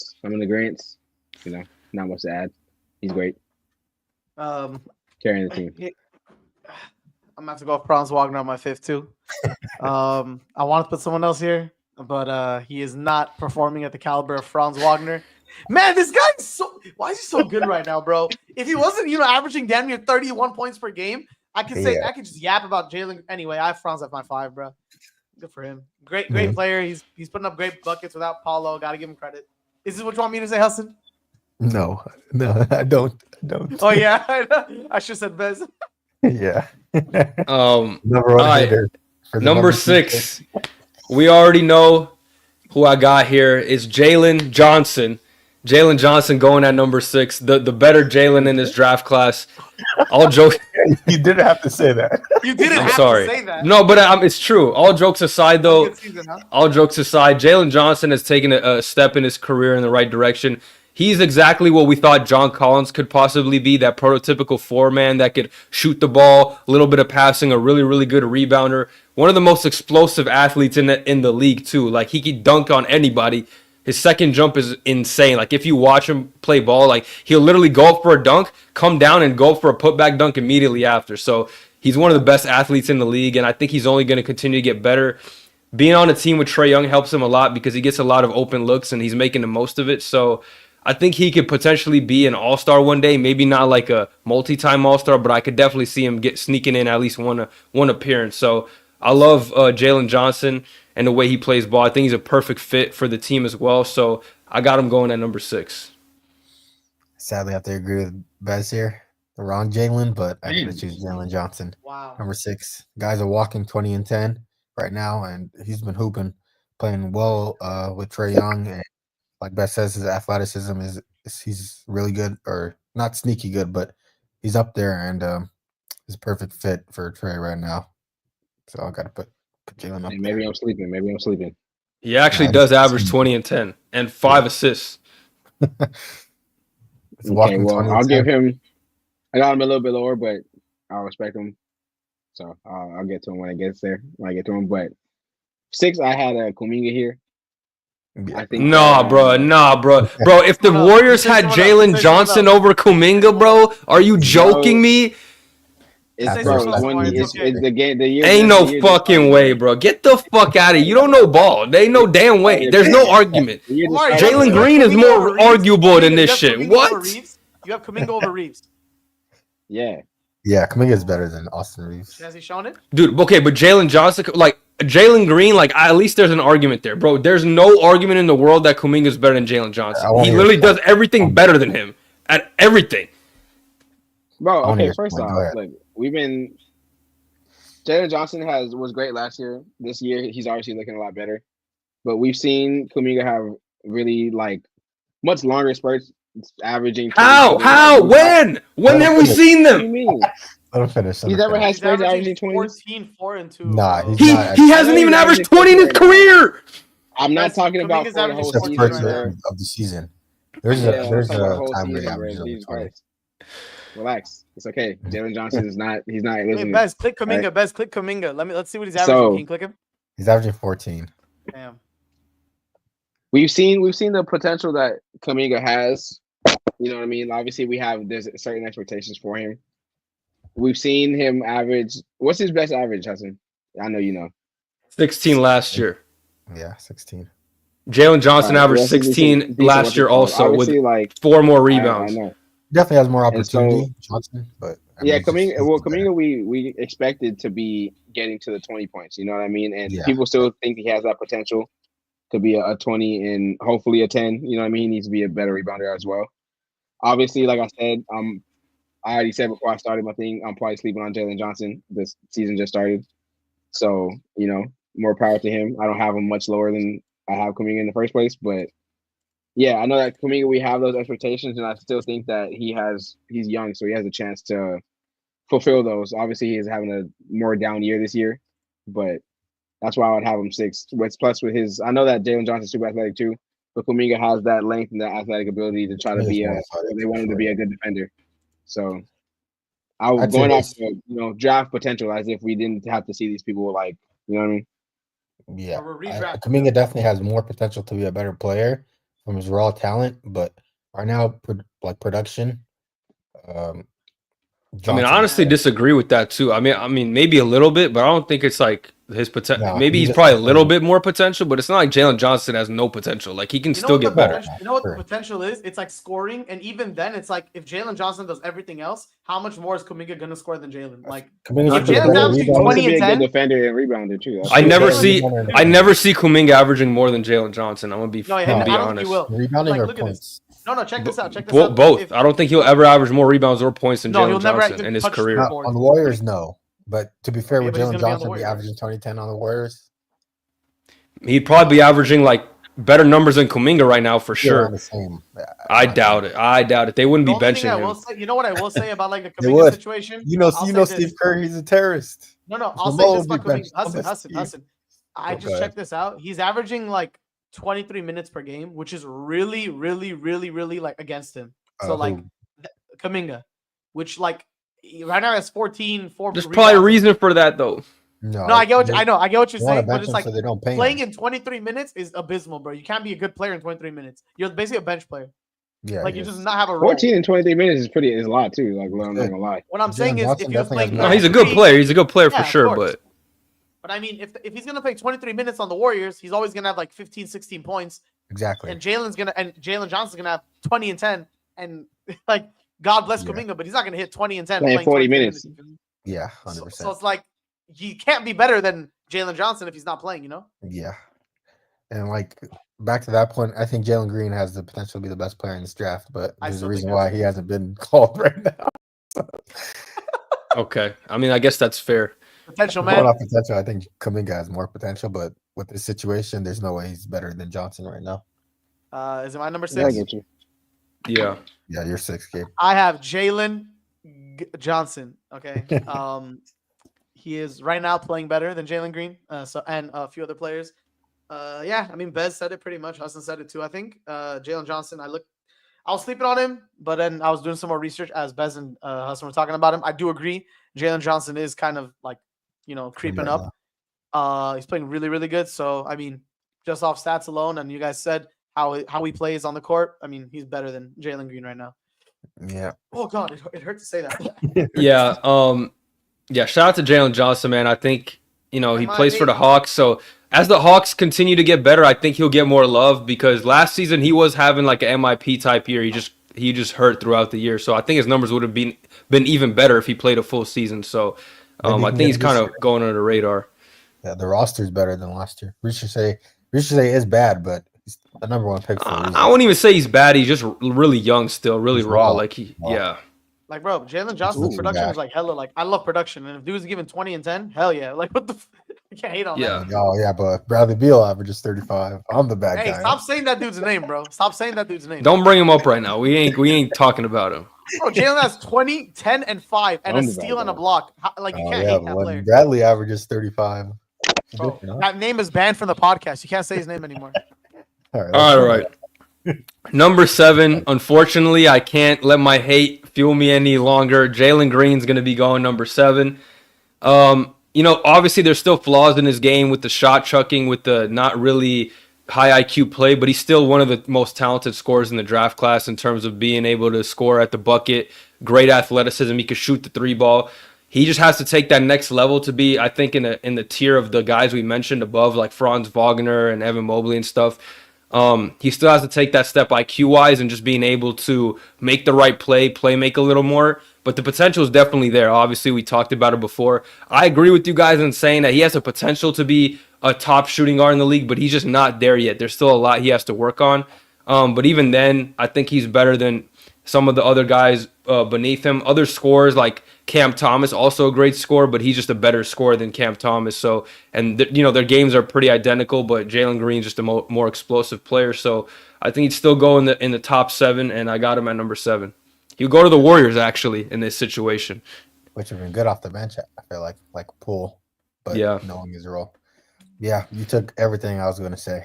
I think Jalen Green is number 7 here. I think he has the potential to be the best scorer, if not the best player of this draft.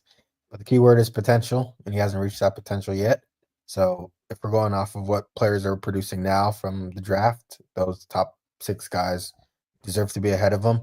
But I do think Jalen Green will get there one day, and the scoring is going to come. So I got him at 7 for everything Best just said.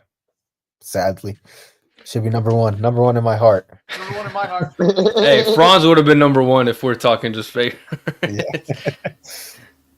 Here you got, Omari. All right, so number 7. This is where I have Jalen Johnson. Obviously, You we having had the whole Kuminga over discussion, so- Jalen Green is criminal too. Yeah, like I wouldn't even do that. That's crazy. Forgot you didn't say All right, Green well, yet. I got Jalen Johnson. I'm not gonna. Obviously, we had a whole Jalen Johnson discussion, so Mhm. more power to him. I think he's great. I think he's gonna continue to get better. So W. This is like saying your argument is like saying like you said you hate Like what? somebody, but you're like, oh, I hope everything, all the blessings go to them. I hope they have a great life. bro, I don't have. Darvin- I have no Darvin hate in my heart Hamco. for. I have no hate in my heart. I have for no Jalen hate. Johnson, I have no bro. hate for that person. I love them. I hope they do great in life. Nah, That's I what like your Jalen arguments Johnson, are, honestly. bro. I think he's good too.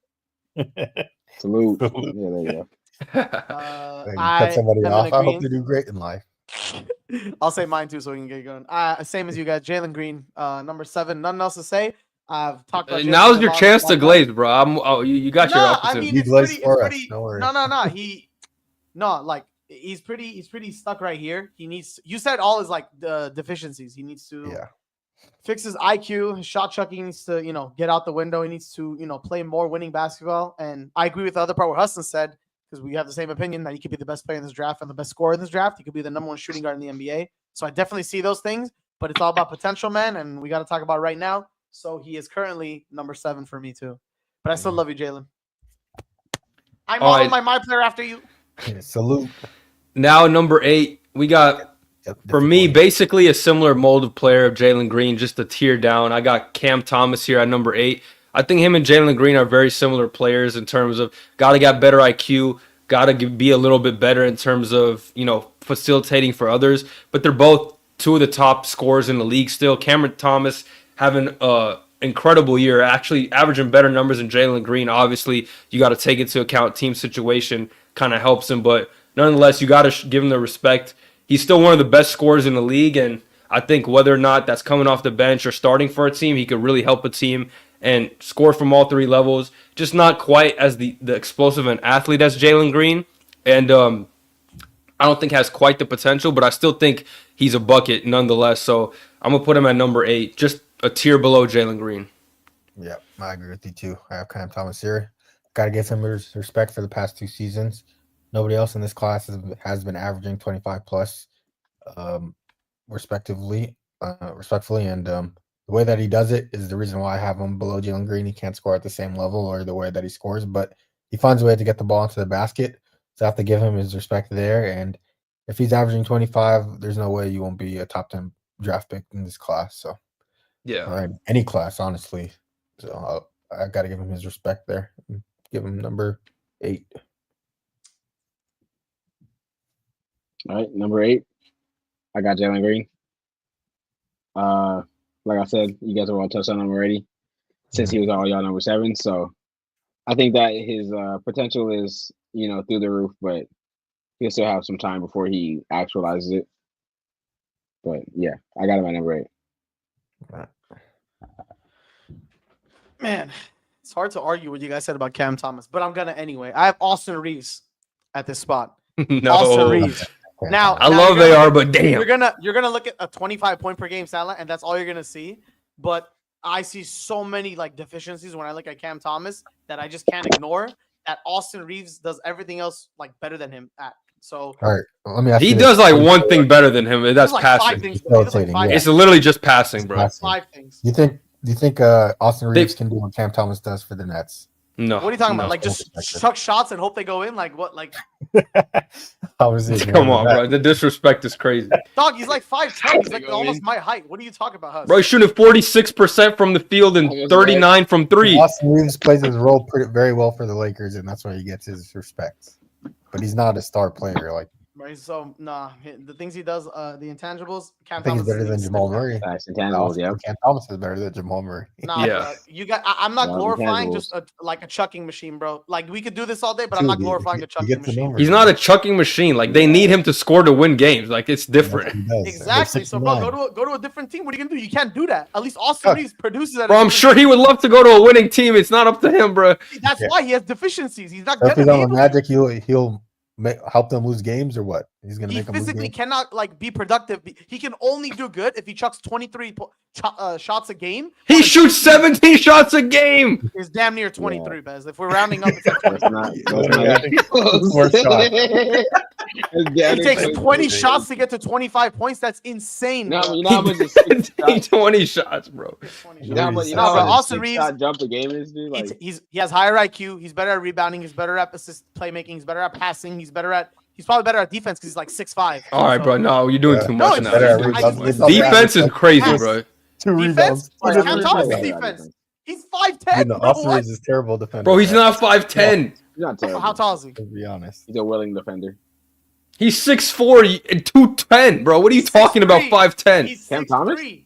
He's 6'4, 210, yes. And he's a big 6'3". body. He uses his body to get into the paint and take those step back jumpers. Like, Like, nowhere using defense for an Austin Reeves defense. bro, there's no way you said Austin Reeves defense in the same He's sentence, better bro. at defending. I'm not How? saying he's like, How? he's a What are 9 out you of 10. watching? What games Cam are you Thomas is watching? Like a 5. Austin was like a 6.5 out of 10. That's what I'm No, bro. Ain't no way.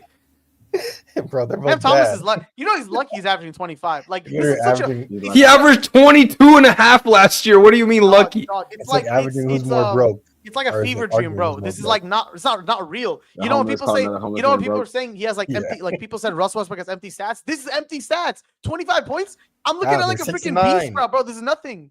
This is If he's only literally shooting nothing. See what the shots, it's not empty stats. That's If he was Bro, averaging, there's like, no reason. 20 There's no way shots a Cam game. Thomas. You could even do a poll on this later, bro. I guarantee you, people are gonna agree. Austin Reeves is better. No, they won't, bro. I actually I guarantee you they won't. I guarantee it. we can do it. guarantee it. Yo, write that shit down, Jose, because I see you've been putting the polls up. So definitely put Yeah. this one Number out. 8, I Going have off Austin tomorrow. Reeves. Cam Thomas comes a little bit later. They're 6 and 9. They're ninth in the East. All right, Dude, empty so you stats have if he was like on the Wizards doing this. Like Jordan Poole, you could argue maybe, but it's like even then, it's crazy. You guys have a 9 then. Lakers bias. For sure. Nah. All right, what are we on? Number Actually, 9 here? basketball. Yeah. Number 9, I'm deciding between two players. I'm deciding between another Jalen Suggs on the Magic. He's having a really good season this year, and he's probably one of the best, if not the best defensive player. Actually, Evan Mobley's the best defensive player, but he could be considered number 2. So you know what? Fuck it. I'm going to go Jalen Suggs coming here at number 9. I was debating him and Austin Reeves, but I think Jalen Suggs is taking a step up offensively this season a little bit as well. Now that Paolo's out the lineup, he's kind of been filling in for them, been able to shoot the 3 ball. One of the better guard defenders in the league. If I'm not mistaken, let me check this. Did he make all defensive team last year? Yeah. I think he did. He did. So yeah, all NBA defender, or yeah, he did make all defensive team, all NBA defender. His scoring up to 15 points a game, which yeah, Austin Reeves is a better scorer than him, but just a tad bit. You know what I mean? And he obviously could score in more ways, but Jalen Suggs has improved that part of his game. And so I'm going to give them the nod just because of the defense. He's playing a bigger role on a team right now that's winning games. So, yeah, I'm going to give him the love, even though I think it's very close. One of the best defenders in the league, so Jalen Suggs is my number 9. Yeah, I'm going to have to go Jalen Suggs at my 9 as well, just because of the all-defensive aspect. If you're already making an all-defensive team right now, you have to be a top 10 player in this draft as well. I feel like this is not going to be the only all-defensive team that he makes as a guard, too. I think him and Dyson Daniels are up for the guard aspect right now, or they're top. They're in, like, the lead for it. So if that guy's already making all defensive and he can give you 15 points a game, he'll help any team in this draft, and he should be number 10 for that reason. Well said. I agree with Bez. All right. So my number 10. Wait. Number 9. Yeah, my number 9. I was like, wait, why did I say number 10? My Oh, number my 9 is Cam Thomas. We all touched on him already. He's a bucket. I'm surprised. I'm more surprised this year that he's seemingly gotten more efficient from what I say, I feel like 25 points on 17 shots is very good. You know what I mean? So I think that he can't necessarily be called just a shot checker anymore. He's not shooting that much compared to just stars in general. Like stars in general generally shoot 20 plus shots and average 25 plus. You know what I mean? So if he's shooting 17, he's doing something right. So I can't really hate and say he's shooting and putting up empty stats, even if they're losing. I only say stats are empty if they're like inefficient and they're just like they really need to just throw up that many shots to even get a good, respectable point total. Yeah, I mean, if we're keeping it real, Devin Booker, same amount of shot attempts, not averaging the same amount of points, not shooting as high of a percentage. Obviously, we're not saying he's better than Devin Booker, but just to put things into perspective, you know. Time to start a dialogue. Nah. That's good. But so I think that he deserves to be number 9. So Gabe, who you got at number 9?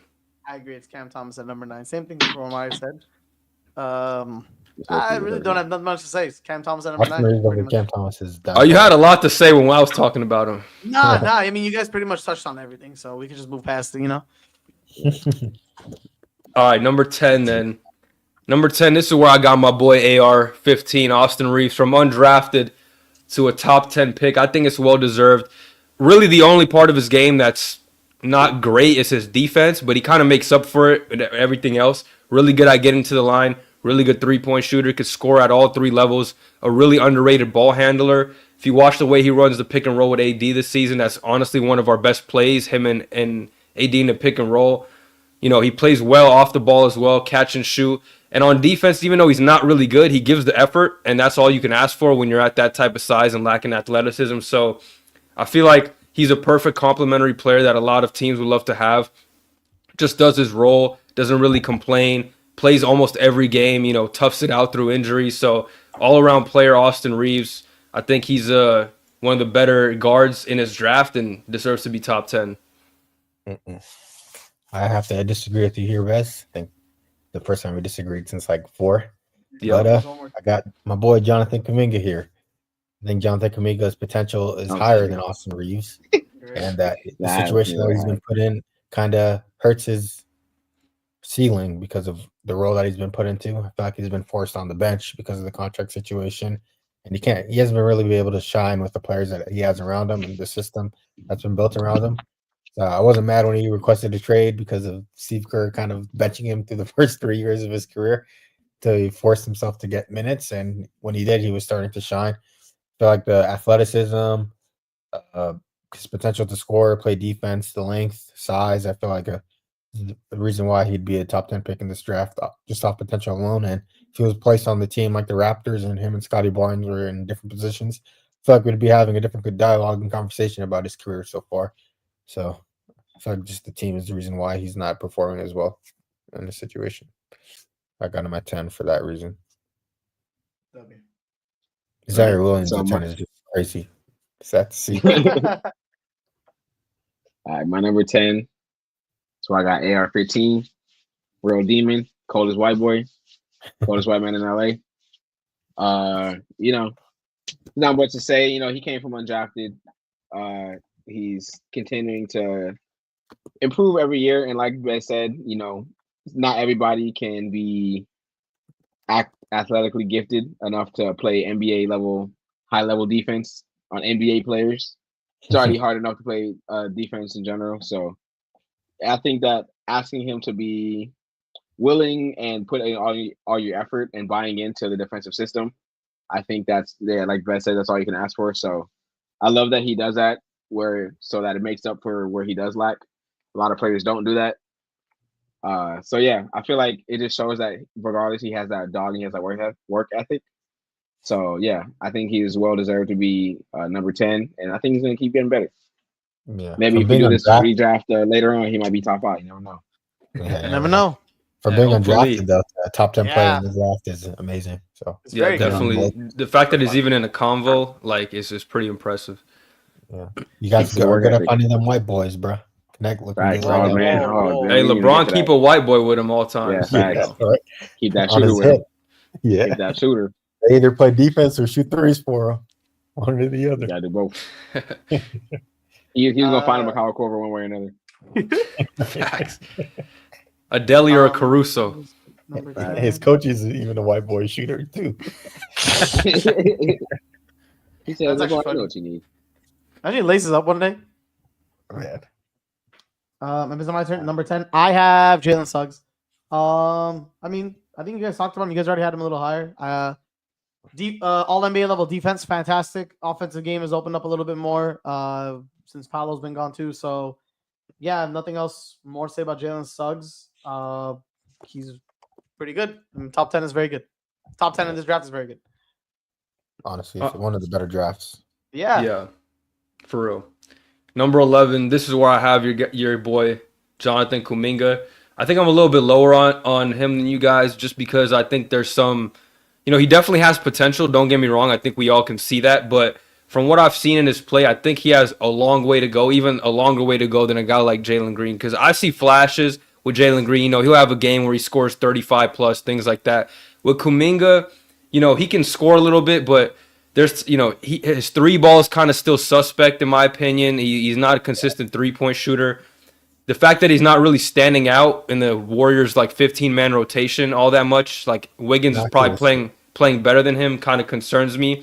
And I just feel like there's times where he has some of the worst case of tunnel vision I've ever seen. Like he just goes straight bulldoze to the rim, never pass out, never sees an open guy. I think that's a real big issue. And he can be a good quality role player for sure because he's a good rebounder. He's athletic. He can get to the basket, good finisher around the rim. But I think there's a long, long way to go with his handle, with his shooting, with his passing. I think he has a lot of work to do. It definitely has the potential because he has the athleticism. And if he can put it all together, I can definitely see him, jumping up higher in this list. But I still think he has a lot to work on. Whereas some of the other guys we talked about, Jalen Suggs, probably, at his peak will never be as good as Kuminga if they both hit their peak. But you know what you're getting from Jalen Suggs, all NBA level defense. You know what you're getting from Austin Reeves, 3-point shooting, great passing, great off the ball movement, great playmaking. So I feel like because Kuminga's kind of a wild card, where on one game he could give you, the top of the line Kuminga, and other games he can give you like, all right, you're getting benched for Kyle Anderson type stuff. I think the inconsistency just turns me off a little bit with Jonathan Kuminga.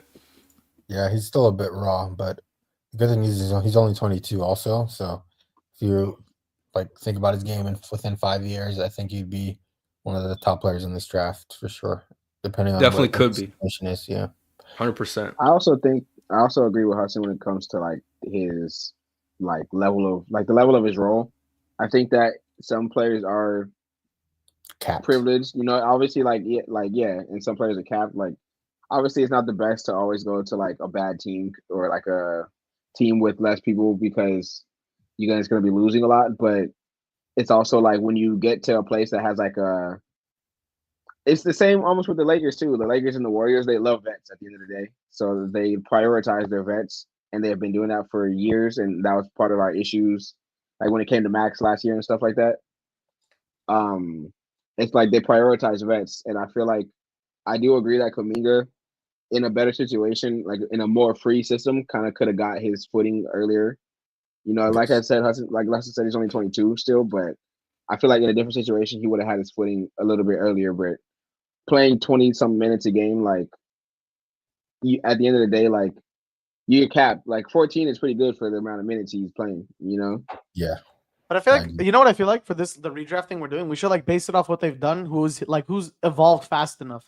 Cade, Jalen, Scotty, all those guys, they've all shown strides to being good. Unfortunately, if Kuminga hasn't done that on his team, which is not his fault, it is the Warriors' fault. I fully believe this. I don't think he's top 5 or top 6 or top 7. You have to take everything into consideration. Yeah. If you just take accolades, Scotty Barnes would be number 1 because he's an all-star. Well, I have him number 2, but Cade is better than him right now. There's you can break it down, Yeah, so take everything into perspective. Yeah, but even in the regular draft, let's say this is the way I'm thinking about it, this draft, let's say this is the draft, right? Mm-hmm. But all these years that these people have played, the last 3 years are college, you know what I mean? Mm-hmm. And it's when you go to college and you're scouting, you don't just be who did the most. Let's go one dude. You know what I mean? Let's go one down the list because who was the best 1 through 14 for the lottery? You know what I mean? They still take into people's potentials, people who still average 8 points go over people who average 23. It's just like it happens. You know what I mean? Because it's still going off of potential at the end of the day. It's a So good way it's to look like at it. Yeah, if we look at I it don't like know that, if it is because we're seeing them in NBA. Like that's what we're kind of going off Yeah, but based he's off saying, how like, they've been playing. NBA is there's still they're future at 3 years in potential. the Like NBA is like there's still college. Like, 3 years. see them throughout their 3 years, and we're basing But our not- decisions off of. I What they're mean, gonna do it's now, not but the same Peter, because the first couple years in the NBA, like yeah, they still have room to grow 100%, but it's like you at least get a glimpse of the type of player they can be, like the type of trajectory they're on. Like they're still like Jalen Johnson is not going to become a fucking 3-point marksman all of a sudden. Like he's still going to be a dominant like paint guy, rebounder, stuff like that. That's yeah, why I but think you see his Kuminga. production already, and that's why you base your pick off of that. Like, look at this, Hassan. Hassan, look at this. Look at it. Like, think of it like this. So the draft happened, right? Kuminga went 7th, right? And there's been 3 or 4 years in the NBA. Like when the draft happens again, you're like, okay, Kuminga played like this. For them, yeah, take potential to back, but he's not playing better than Mobley. He's not playing better than Barnes. He's not playing better than Cade. So, No, of or course. 5, 6, 7 other people. That's what we're trying to say. Like, Yeah, I'll say and my it's 11. kinda My 11 is fair. Kuminga. I Because mean, I don't think he's done damn near on his second contract already. It's like how many? Yeah. I'm not saying he can't get better. Obviously, he will get better, but it's like you have a good enough sample size to kind of determine like what he's shown you. And obviously, the Warriors haven't been great at developing players, so who knows if Yeah, he goes to another team how he is. But it's like based off what I've seen from him, I don't think that he's better even on different teams than another. Like he has potential to be better if he goes to the right situation. But like you throw him on the Lakers, like Austin Reeves is getting more PT than him. I hate to say it, 100%. but that's facts. Like they're playing with LeBron James and Anthony Davis. Like he's playing with Curry and I don't know. Draymond We Green. low-key need bigs, Different so because of the veteran aspect of it. But like I said, if you put Kuminga on the Raptors, he'd definitely be a top 5 pick in my opinion in this draft. Just No, like I don't that. even know, man. I don't know. even know. Scotty's skill set's very good. Like I can't just Scotty's discredit good Scotty. too, but that's why I have Scotty top 3. I mean, he definitely has. He'll have more opportunity to improve on the Raptors, but it's like even then, like you gotta let's say he were to get traded to the Raptors or whatever, and hypothetically, like he would still be someone that has to show me that he'll have the opportunity to do it, but he still have to show me because right now the way he's playing on the Warriors isn't worth a top 10 pick to me. Like he has the potential to be, but it's like you're just going off what you hope he can be based on his athleticism and stuff. Keyword is opportunity. I don't think he's you know- had the opportunity to showcase that he could be a top 10 pick in your eyes, You know right? what's funny? I think Kuminga's played more I games than agree Zion with you. Williamson. That's crazy. I mean, yeah, Zion's the whole other story Man, with that oh, guy. man. Senior draft. I Zion almost won't played even more be than drafted. him. I'm catching up to him right now. We're going to 15 or what are we going to? Yeah, 14 14. lottery. 14. My 11 is Austin Reeves because I didn't get to say it, but you guys W. basically said what you had to say about him. Are we on Good on 11? That was my Yeah. Kuminga, yeah. Yeah, Yeah, 11 was yeah. my Kuminga as well. So 12. Oh, for real? Yeah. All right, so wait, I didn't do my 11. All right, what's your 11? Somebody fucked up the order. My 11 was Jalen Suggs. Damn. I know he's been playing great this year, so he could have probably been higher, but I think that I mean at the end of the day he's great, so I don't have a whole lot of bad things to say. I think that he's developing a deeper bag, but in a better offensive game, and hopefully he continues to improve that because that's only gonna up his value in the league. You know what I mean? If he can get to a Drew Holiday type, then you're like your value is like you can go to any team you ever want. You know what I mean? When your contract is up, or if you ever want to get traded, because that perimeter defense is like a diamond in this league right now. It's almost you know what I mean, like especially for a guard of that size. So, you know, if he can up his scoring to 18, 19, I feel like he could easily be a Drew Holiday type impactful player too, especially. So, you know, I don't have a whole lot of bad things to say about him, but I think that where he's at right now, I would still take Austin Reeves over him, but I love Jalen Suggs, so I got him 11.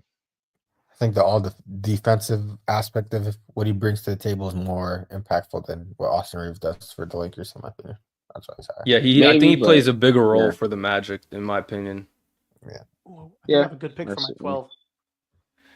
Okay, for Who's the last pick in this draft?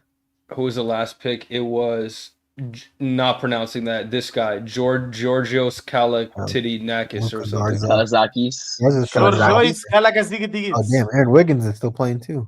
Oh, Yeah, Aaron Jericho Wiggins. Sims. He'd The definitely worst be a dunker of first round all time. pick. I don't know about if he'll make top 14 for us, but he should Nah. definitely Oh, look, be a Sharif first Cooper. rounder. Sharif Jared- Cooper. Jared Wilson. Wait, is there anybody that we missed down here? Go up. No. Not really. Sharif Wasn't Cooper, any- Jaden Delano Allen. Ben. been Ask playing Cash. well. Isaiah Ayo. Livers. Ayo Yeah. Dosunmu. I checked the Oh. stats. He kind of like he's like Oh, Herb. Yeah, Herb Miles Jones. McBride. Oh, Herb Jones. Yeah. I mean, we're not even done. Oh, yeah, we no. got 3 more Yeah. picks, y'all. I Yeah, still but don't I think he'll didn't crack see. it. I didn't go all the way down there. Anyway, for my number, what is this, 12? My number 12, I got Trey Murphy the third here. I think he's one of the prototypical NBA wings with size and athleticism. One of the best 3-point shooters in this draft. He has a 7-foot wingspan at 6'9", so perfect size to be able to play the 3 or the 4. And because of that size, he's able to be a good defender. Good free throw shooter as well. 3-level scorer, in my opinion. I think he kind of just got to work on staying healthy, but you could kind of say that about the entire Pelicans team. But, you know, he has the athleticism as well, could get to the basket a little bit, finish around the rim. I think he's a perfect type of role player that any team would love to have. 3-and-D type of guy with great length. Shoot the 3 really well, like I said. And, yeah, just you know what you're getting from him, and I think he is a valuable player to NBA teams. I would have him at 11. At my 11, I have Or 12, sorry. That's 12. Yeah, I 12, think we're on yeah. 12. My The 12 Diddler? is the Giddler, Josh Oh Giddey. my god. Again, his playmaking ability is still top tier in the NBA. Mute him. He had his scenario that happened, but I think we're past that now. And he's Scenario. starting level point guard in the NBA for the Bulls, and he's been doing a pretty good job. I think he's been averaging a pretty good amount of assists here. We look to make sure. He Yeah, can't yeah. defend for shit. He's actually the worst defender in the league, bro. He literally gets blown by Oh, on a yeah, daily there you go. basis. Drafting him for his playmaking ability. He's averaging 12, 6, and 6. So he's a good rebounder and he can play make for the team and he's keeping them afloat. I think the Bulls as a whole defensively is terrible. So he's not going to help that aspect from that team. And you're It getting definitely Lonzo won't back. help. But yeah, so I think Giddey's good enough to be a top playmaker in this league. And for that reason alone, it's kind of hard to find that prototypical point guard these days. He's 12 for that. So I don't hate it. got to draft him at some point. Yeah. All right, so I am here in agreement with Hassan. I also have the Giddler. Got P. Giddy. That's just joking. Jay Giddey. So yeah, like I agree with Hassan. It's hard to come by those all around type players, especially as big guards are like also one of the newest trends in the league. It's very useful when you could have a big guard who can rebound, pass, and he's not the greatest scorer, but he still has like somewhat of an offensive game. So, or I mean, at least a scoring game. So yeah, I think that it still has a valuable. He still holds value as a player. So Yeah. I think that he's although his defense stinks, and he has allegations, weird cases, but I think he's do all right. He'll do all right at the He's Bulls. been cleared. They clear his name. My number 12 is the same as Bez's. I have Trey Murphy as well, W pick. I liked him from before, and I think he just recently started playing again. Bez, he only had Yeah, like he a just few came games, back. like 4 or Just came 5. back Yeah, into the lineup. Right today. because you know the Pelicans it's in shambles right now. But I mean, he's gonna take a minute to get back into the swing of things. But Trey Murphy's a great player. Bez already said, athletic wing, can shoot the ball. He's gonna do good. So I mean, we had a small sample size from this year, but I mean, if that's anything to go off of, he's gonna be great. So being top 12, in my opinion, is still very good in this draft class. Yeah, and he had a good season last year Yep. when he did play, averaged about 15 points a game. He's been averaging 15 about for the last including this season, last 3 years, and you know he's going to knock down the 3 ball. So He's I top think 5 very now, valuable. in the league, no? Let's say Like overall, or you're saying just this season? overall, a top 5 3-point shooter. Yeah, he's up there for sure. He definitely got like the extended range too to hit from like way beyond the line. Yeah. He just has to lock back in again. But yeah, other than that, yeah, Yeah, just I mean it's been rough for the Pels, so I don't want to hold it against him. I'm not blaming him too much.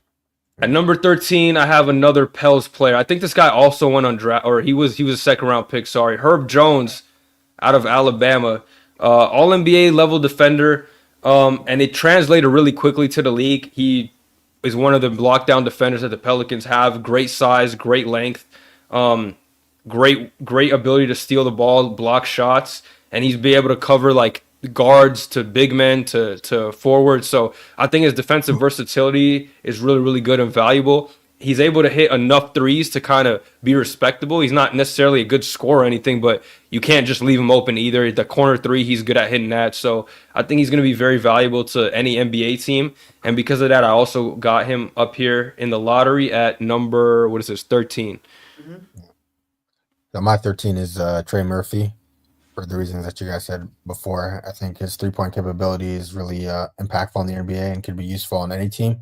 And also, like you said, the defense, his size and length is something that you can use. Like we've said in the past, if you're a 3 and D guy at a high level in the NBA, you can make max money and be Mikal Bridges-esque. And so I think Herb Jones has the ability or the potential to be a very good NBA player in those two aspects, and he can earn max level money through that potential. So I think having him at 13 ain't bad at all. Pre-nerf Mikal Bridges. All right, pre-nerf. All right, so this is where I also have Trey Murphy. Obviously, we just touched on it, but yeah, his shooting ability is very valuable and that size. So, yeah, it's good enough to be 13. My number 13, same as Bez. I got Herb Jones. I had the Pelican boys back to back. I like Trey a little bit more because of his offensive game. But Herb, being the defensive, version that he is, still very, very good in this draft in the NBA, obviously. But I have Herb at my number 13. Still very, very solid as well. All right, last pick in the lottery, number 14. Kai Jones. I want to give a shout out. No, I want to give a shout out to one player, Moses Moody. I wanted to put him here, but Steve Kerr continues to sabotage his minutes. So we haven't two lottery picks here. Two. we haven't been able to see him enough, but I do think he deserves to be. I see the flashes in his game. He just doesn't play enough, but he always gives effort. He hit the three. He's a high IQ player. I don't know if he'll ever get into the full capabilities of what we think he can be, but just a shout out to him, just because I think he has the potential. But I'm gonna have to go with the Giddler at 14 in my last pick of the lottery. Like you guys mentioned, he got the playmaking. He's able to kind of do a little bit of everything. Defense is absolutely atrocious. He can't stay in front of fucking Zach Edey on the perimeter even at this point. And his 3-point shooting is really streaky. Like there's times where he hits the three. There's times where they kind of give him the Ben Simmons treatment and let him shoot. So I think that's also a bit of an issue. Last year was a bit more of an issue. This season he's kind of back to hitting more threes. But last season with OKC, the reason they were kind of want to ship him out of there, obviously because of the little situation, but also because the guy couldn't hit open threes. Like they would just let him shoot and he still wouldn't shoot it. He would just kind of do these little floaters in the lane. So, he does have a good all-around game with size and playmaking, but the weak point on defense and inconsistency shooting kind of just drops him down a little for me. Obviously still has some potential, and if the shooting gets back to what he was like in his rookie season, I think he would be a little bit higher. Because the defense, again, I don't know. Like not everyone could play elite defense. Maybe he just got to try harder. I don't really know, but he just had a rough last couple of seasons. But I still see the value that he brings at the end of the day. Yeah, I'm not mad at it. He should be a lottery pick in this draft, no matter what. I feel like back to the Warriors' point of us having two picks in this lottery. I feel like we would have screwed up both picks, no matter who we had. Just because Steve Kerr and his coaching and the timing, I guess, of how these people ended on our team. Sadly. Man, I like Moody, man. I really want to see him play more because I like his potential, but it's just he doesn't get enough burn. Bucking as Kuminga, I feel like if he had enough opportunity, he would have been a better player. Shooting ability is nice, and he can play defense. Imagine I would have got Sengun. He wouldn't have played because he doesn't play defense. His team he would have been Dario Saric last year. Exactly.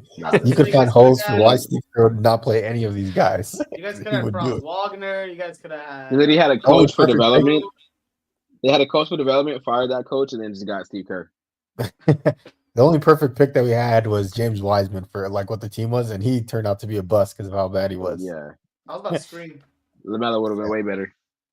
100%. Yeah, he would have been benched too. He would have been Jordan Poole 2.0. Oh, yeah, LaMelo's actually stupid too. He would have got benched. I forgot about that. It was just the perfect pick was Wiseman. My pick, my bad. So I got Herb Jones at number 14. I feel like his defense, all defensive team. The only reason why I have him dropping to 14 and not at the level of Jalen Suggs is because of his offensive capability. I think his majority of like why he's good is from his defensive standpoint. I think his 3-point game is getting better, and I think he should just focus on that and in his defense. And I think he'll be a top player in the NBA in terms of 3-and-D. So, yeah, I have him at 14. Just has to improve his 3-point capability, but the defense is why he's a lottery pick instead of a second-round pick. Well All right. said. Well, I'm gonna go into Hassan. I also had the Pelicans boys back to back. Murphy and Herb. Pelicans. Yeah, I think that them getting those lengthy wings is just, they're lucky to have them. They're very valuable in this league. Herb Jones, obviously, he was all defensive, right? Yeah.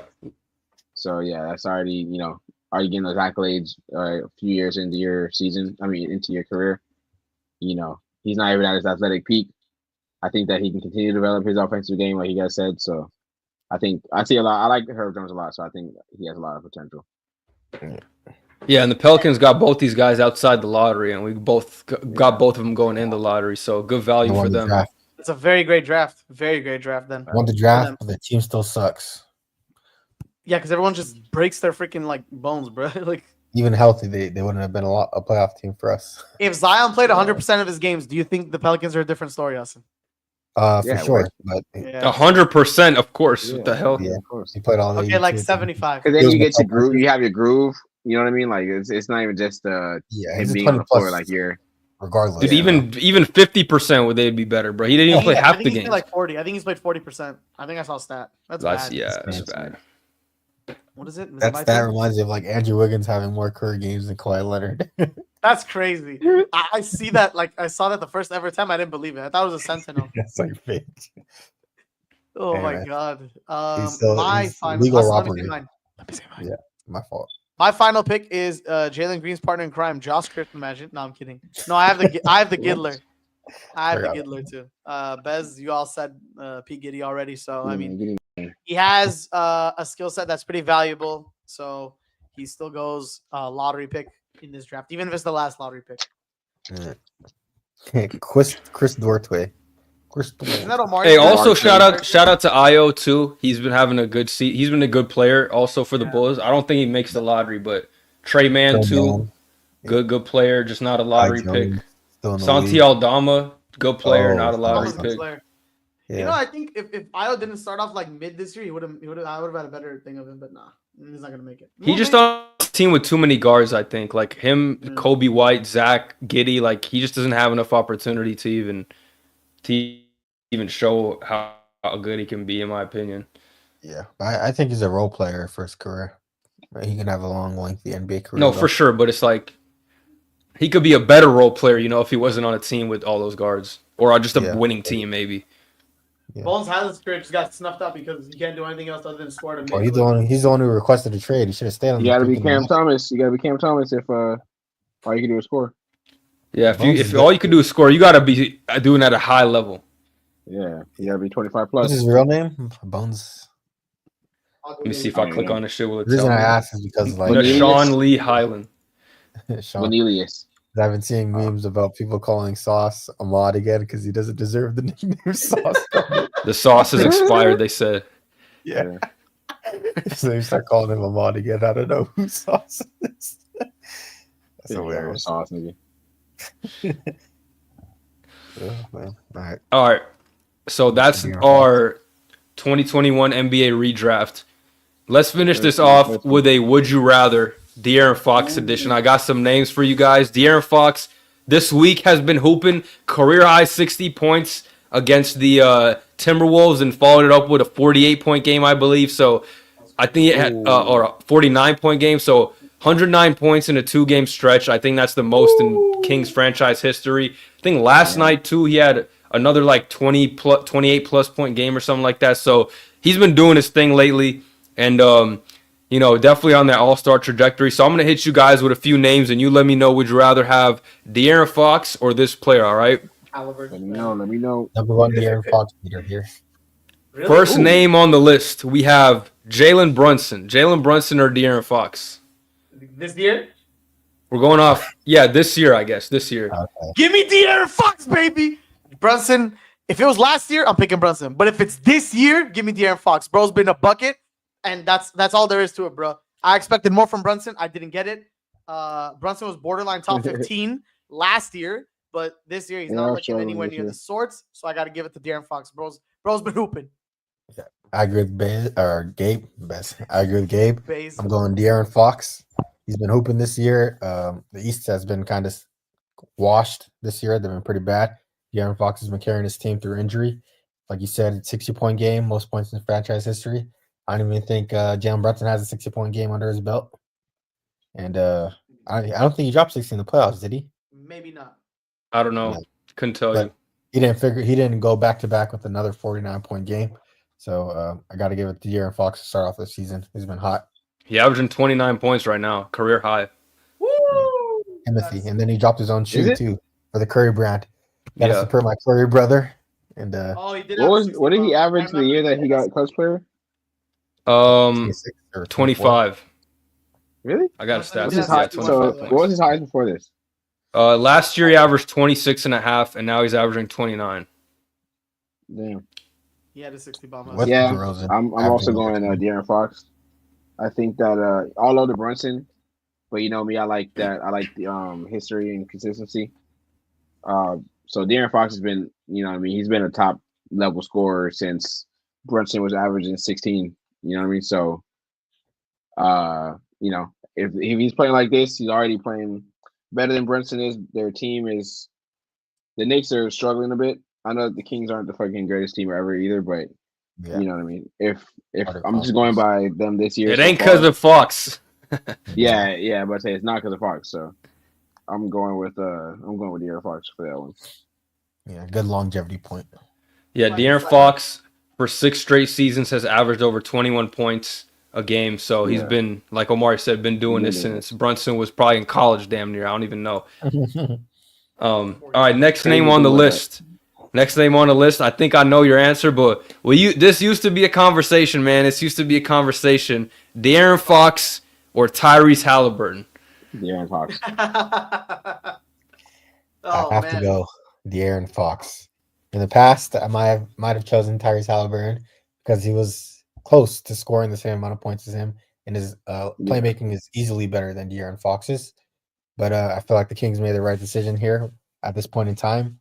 De'Aaron Fox is taking his game to another level from a scoring capability. I feel like his change of pace and speed has gotten even better. I don't know how, but it's gotten better so far this season, and I think he's really taking control of his offense, and his peak is kind of right now. I feel like the way that he scores the basketball has never been better, and just continuing to go off and show us at a high stage and high level right now. So D Fox is my guy.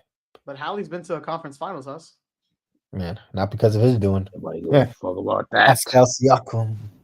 Yeah, All he does is Oh, pass the man. ball. He's a playmaking merchant. Hey, Bez, Real. do you know what Fox was averaging last year? Just out of curiosity, like 25. Yeah, I got his stats right in front of me. Last year he was averaging 26.5 points, Damn. 2 steals, 6 assists, 5 rebounds. I'm rounding up a little bit, but those are his numbers. Even then, Dalton if Connect. you're combining it, dude, that is still very elite, bro. In other Shout out years to of the Dalton, NBA, that's easily an all-star spot. Isn't that crazy? If you think about like some of the Yeah. other years, like bro just hasn't had an all-star. He won't make it Hopefully he this gets year one either. this year. You won't? What do you think? What do you mean, bro? SGA and Curry, Luca. No, they got to give him an All-Star this They year, gotta bro. give him some husk. Oh, there's a new Yeah. format. We didn't talk about it. Never mind. No, that's for the game, not the picking of the Really? players. Anyway, Yeah, I we will can talk also about that be next time. picking De'Aaron Fox. I think it's pretty clear cut nowadays. As we said, it was like a toss up in like the last year or something. But if this year goes to shows us that it was kind of like I don't want to say fluke because he did have a great year. I don't want to discredit it, but Fox is still turning up, bro. He's going to different levels. I got to give it a Fox. Swipe. To be fair, this time last year, you all would have chosen Tyrese. It was, Yeah. we would have chosen him, but it was not oh my God, I'm choosing Tyrese easily. It was still like 60-40 or like 70. The way that he was playing the first half of the season is why he was an all-star and made the All-NBA team as the third team. Yeah, I mean, the fall off is crazy, bro. Yeah. He averaged 20 points and 11 assists last season, and now he's averaging 16 and 8. They figured him On out. way worse, he's shooting 38 from the field and 28% from three. Wow. That's so crazy. I could shoot better than that. No bag, Omari. Shit, you might be right on that one. Nah, Yeah, you so- shoot better than 28%. Yeah. So that one was kind of obvious, but I just had to Bro. say it again. Sorry. I said they'll put that boy Omari in the corner shooting threes. It's the only reason he'd have higher than I'm hitting at least 7. Huh? Hitting at least 7 At now. least- So I'm out of what? hitting at least 7. Out of what? Out of 40. No, I'm just kidding. Out of like Out of 50? 4. 7 out of 4. He's making more than he would get. Breaking the laws of physics. Salute. And I thought they're all more in the corner. He's like, hey, go to the corner, go to the corner. Got you there. Nah, they gave it straight to me. I'm looking like Dr. Connect tonight. You need the ball. Yeah, fortunately, I mean, that was kind of an obvious one, but it used to be a convo, so I had to bring his name back up just to check the De'Aaron temperature. Fox, Dalton Connect. What? Give me Dalton, Come bro. on now. Give me one. see- Give me November what he's 19th Dalton Connect. November 19th Dalton Connect. Facts. He's talking, bro. All All Little right. demon. Few more names on this list. We got another player we talked about earlier. LaMelo Ball or De'Aaron Fox? Who are we taking? Oh my god, this year LaMelo's kind of crazy. I gotta go De'Aaron Fox here. I feel like they're averaging similar amount of numbers from an offensive standpoint. And the way that De'Aaron Fox scores the ball is just more efficient, and even their offense, the way that they run the pick and roll through Sabonis, is more of an efficient offense that I can believe in rather than LaMelo Ball's House of Highlights sessions. So there's a reason why Ball he is got life. benched today. Ball is life. The reason why I got benched in crunch time today, that would never happen to De'Aaron Fox, even if he's shooting inefficiently. At least I know that the shots that he's putting up are an efficient, like high percentage shots. I don't think LaMelo Ball shoots high percentage shots in situations that he's put in. So I gotta go What, you D don't Fox think so? here. This is close. The hell no. That's why I got benched today. No, This is fuck it out. close. Oh yeah. I couldn't hear the sarcasm. yeah, I got D Fox. Man, I don't know. You know, boy. Nah, really. I'm thinking. Unfortunately, like I love LaMelo, and potential wise, I still honestly, if I'm going to max potential, I still might take LaMelo's max potential Yeah. over De'Aaron Fox's. But if we're going by what we've seen for years and just LaMelo's availability, you know what I mean, his unseriousness, you can tell De'Aaron Fox still really cares about playing the game of basketball all the time. He wants to win at the end of the day, and I like that kind of drive and dog and work ethic. So. Yeah, I would definitely, so even the stats aside, I'm taking De'Aaron Fox and his drive and work ethic over LaMelo. That is true. He does have Well that said. over him. He does have that over him. Man, I don't know, bruh. I think LaMelo's like skill set is better than Fox. I don't know. I'm having No, I trouble. agree with you, but it's potential. Yeah. But yeah, it's like potential, yeah. Man, I don't know. I think LaMelo can I like score at will. De'Aaron Like Fox I really was do. At his peak offensively and even defensively, he's not that bad. Yeah. Didn't he lead in steals? He's Nah. in Yeah, the steals. He's in the last passing year. lanes. Oh, last year. Last year. Yeah, see, come on, ball Man, but knowledge LaMelo over makes it really hard. Like LaMelo's like. I mean, his steals play- isn't all defensive because Yeah. I'm pretty sure like Steph Curry's Yeah, I know, led the but league in still. steals. So Before Nah, Harden Steph too. is never. I guarantee he's never like. Here's No, what I he think has about been. this. Steph Yeah, and here's what I Harden think have about led this. the league. Yeah, he has 1 year.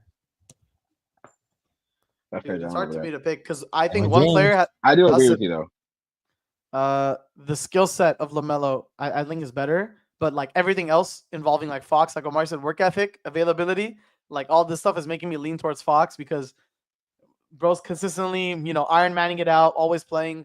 He even has those other stuff where he's trying clutch player, like stuff like that. Like I think LaMelo's better than him as a player, but I have to give it to Fox. I think I'll choose Fox for like all the other stuff that he does on and off the court. I think I have to give it to Fox. Yeah. It's close Yeah, though. I'll For me, vote it's too. close, bro. Like I said, do you think De'Aaron Fox is getting benched in this situation today? Bro, No. I don't think De'Aaron Fox is going to be a top 5 NBA player. I think LaMelo will be. But, That's I'm true. taking that into account. That is a good point. LaMelo is so good, but he's just so, Jesus Christ, he doesn't care about basketball. But God damn, Well- bro. Yeah, I don't know if he'll get there. We'll see. all right, next Yeah. name up, Trey Young. Trey Young or De'Aaron Fox? Who we going with here? Ooh. This is a good one. I got to go with Trae Young. Yesterday showed me how selfless of a player that he was, and he wants to contribute to winning. He 7 got, points, 19 assists, with 7 19 points, assists. and 7 shots. That's crazy. He's actually passing the ball up. He actually beat De'Aaron Fox yesterday too, without putting up that many points. It was actually Dyson Daniels. So But he knows how to. Trae Young's defense is still like terrible.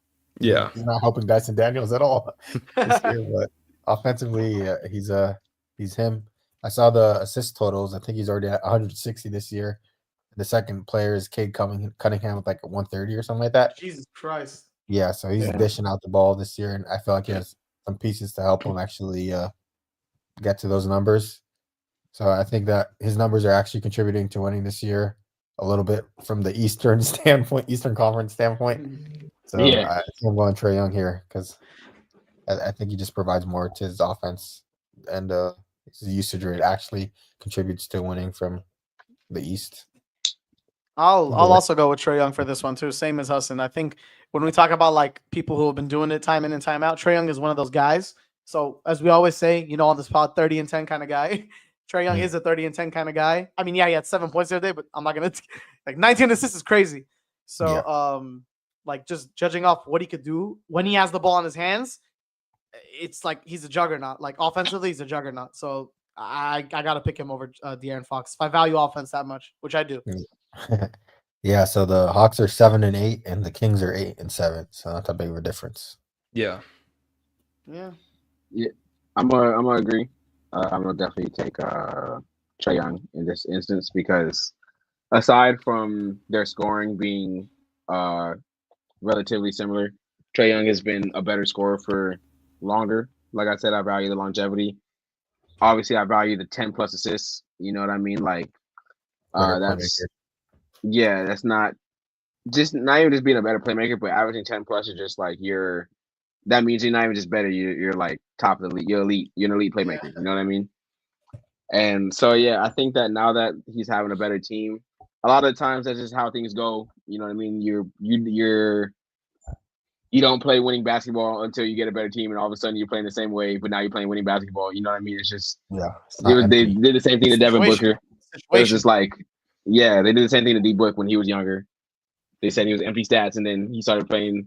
He's got a better team and playing the same exact way, and then now he's you know what I mean? They respect him, but So I think that the defense. I like Fox's defense. He has great defense, but I think that what Trae Young contributes on the offensive end with the amplified level of playmaking is just a little bit more valuable. Yeah. You can also put into perspective with the Tyrese Halliburton conversation. Like, I feel like Trae Young is a better Tyrese Halliburton, has elite level playmaking, but also can give you that 30-point game or 20-plus game, like, which is valuable from an offensive standpoint. So I feel like that's what puts Trae Young over the edge.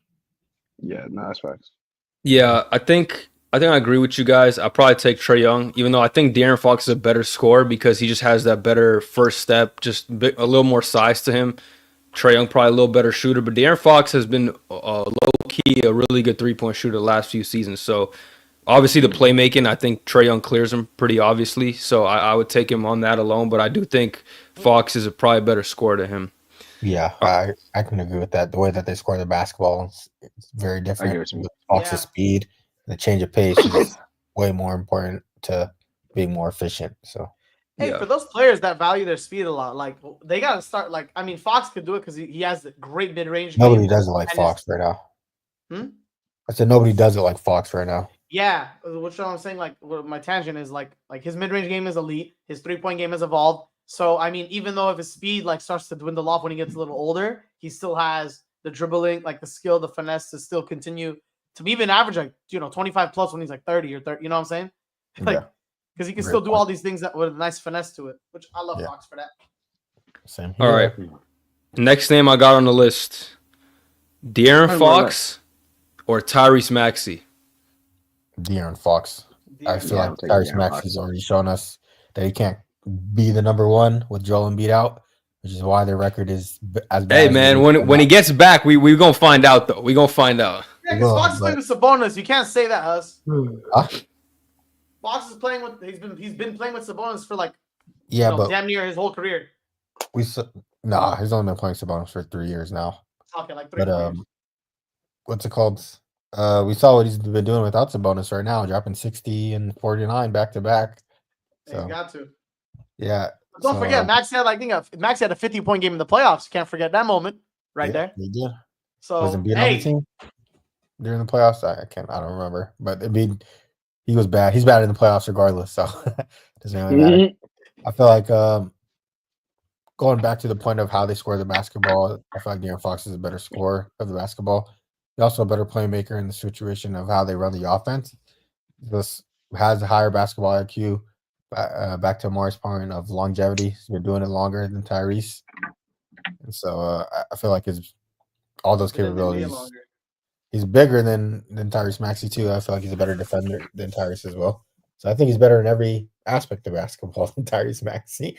Maxey's probably a better shooter. I would give him that. Yeah, shooting. Tyrese he's been playing 5 years more than Maxey, bro. He's more like experience. He does. I think Maxey will have an opportunity to like level that playing field when he comes back. If he's really like gonna be the number one option on the team, which the way McCain has been playing, I can only imagine what Tyrese Maxey's gonna do. Yeah, but like the thing I don't like about Tyrese Maxey is him deferring shots to Paul George or deferring moments like where he should be having the ball as the one, where Paul George is like barely coming back and taking the last shot for the Phoenix game. It's probably a coaching. Tyrese Maxey like, needs to be the one taking the last shot, in my opinion. So he's too nice of a guy, man. Yeah. He's never gonna be like he's always gonna put his teammates first, you know. I needed to go on his Villanova. Talk shit about Embiid. Talk more shit about Embiid. Yeah, he's on the right track to being the one. Last name on this list. De'Aaron Fox or Ja Morant. Who we going with? I'm going Ja Gritty Morant, baby. Oh, I'm going De'Aaron. If we're talking about a person who's done it time and time again, that man was a high seed. He went in the playoffs. Other than like his off the court bullshit, I think Ja Morant also is a very, very good like offensive player.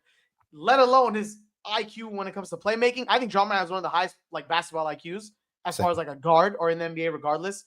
Man, the things that guy does on the court, uber athletic as well. You know, Fox has the speed, but Ja Morant has like the ups. I mean, he could yam it on anybody's, and he's fast too. As we've seen. He's fast too, which is the crazy thing. So and his pace control is very good. His IQ is very high.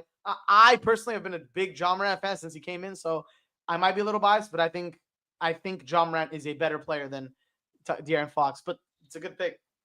Right now, I have to go De'Aaron because of I think he just stays more healthy and he's more consistent playing basketball than Ja Morant. That's the only edge I have to give over him. Me too. That was going to be my point. I think it's the amount of games, because aside from even all like the controversy, whatever, like he's also had a decent amount of injuries throughout his career, and it's not like Fox has never had an injury, but generally he plays majority of the games. You know what I mean? So I think if you're going to go production for production, Ja, I say on a per game basis is better. You know what I mean? I'd rather have Ja on a per game, but if I'm going as a total, you know, a whole season or a whole career or whatever, I'm gonna go with the person who I know may give me a point or two less, but will give me consistency. And right now he's averaging more than Ja. So even like if we're going right now. But even if we're talking about Josh having a down year. 26. Yeah, but even if we're talking about 26, I'm gonna take a 26 for 75 games than a 28 for who knows if I'm gonna get 60 something or if I'm gonna get 40 something, I think Ja's also a floor raiser in my opinion. I think De'Aaron Fox is all right with his like stuff, but I think Ja Morant he's got that thing that not a lot of people have, that he makes everybody better around him. I'm not saying De'Aaron doesn't do that, but I'm saying Ja does that very well. So it's those kind of things. He sat down. They had 20-some wins. And then when it happened again, they didn't have 20-some wins. Nah, it's different. That whole team was good. DPOY. That ain't ever happening again. It wasn't even just Ja. Ja's so good, he got an MIP. They were looking at the Pelicans for a second pick. This one, for a while last year. Whenever they didn't have them. Yeah, they were bad. That wasn't even just no Ja. That was no anybody. Fair. This one was very close, I think. I don't think you go wrong here. I think De'Aaron Fox is a better scorer than Ja because he could do it for all three levels. I think Ja still, like, he can shoot the three. Like, he's not a terrible 3-point shooter, but he's really up and down. De'Aaron Fox is 100% a better 3-point shooter than him. The mid-range game as well. Ja kind of either goes one or the other, either going straight to the rim or shooting the three. De'Aaron Fox got that floater in the mid-range game, which I think gives him that edge in scoring. But like you guys said, the playmaking, the IQ, definitely got to give the edge to Ja Morant. So I don't know which one I'd pick here. I just think it's a good conversation to have because I think both of them got their benefits and negatives about them. I do like the point that Gabe made about Ja Morant being a floor raiser because like you can 100% count on him to be the guy and have a good team. Obviously, I think the Grizzlies have a better roster than the Kings, so that probably plays into it. But yeah, Ja Morant has shown that him being a number one, you can at least lock that into being a top 5 seed. So that's a good point. I like both Yeah, players. that's It's a really good debate. It's a really good one. Yeah, that's probably the closest one. We could throw that up as a poll as well. See what the people say. But I think Trae Young was the closest one, in my opinion. Trae Young is the close one too. There was two No, I close think ones. I'm The Trae Young taking one Trae and Young. this one. I think I would take Trae Young more soundly than I would take Fox over Ja. Ja. Yeah, I Both think I have would their agree. positives and negatives. They both have their, you know what I'm saying? It's Because Trae Young can score like just as well as Fox. He just doesn't have the like speed and like athleticism as Yeah, he do it De'Aaron in Fox, but different the ways. playmaking is on another level. So Yeah. That's true. Ja's averaging I'm like- 9 assists this year, though. hey. he's always been a good playmaker. Always been That's hovering him. around like Yeah. 7-8 assists his He's whole a seven, career. right? That's him. Uh, I gotta get a John Morant jersey. I gotta buy one. I have there one. you go. I do actually. My brother has one, but it doesn't fit me. Steal it from him. All right. All right, I think that will be it for today's episode of the BDL podcast.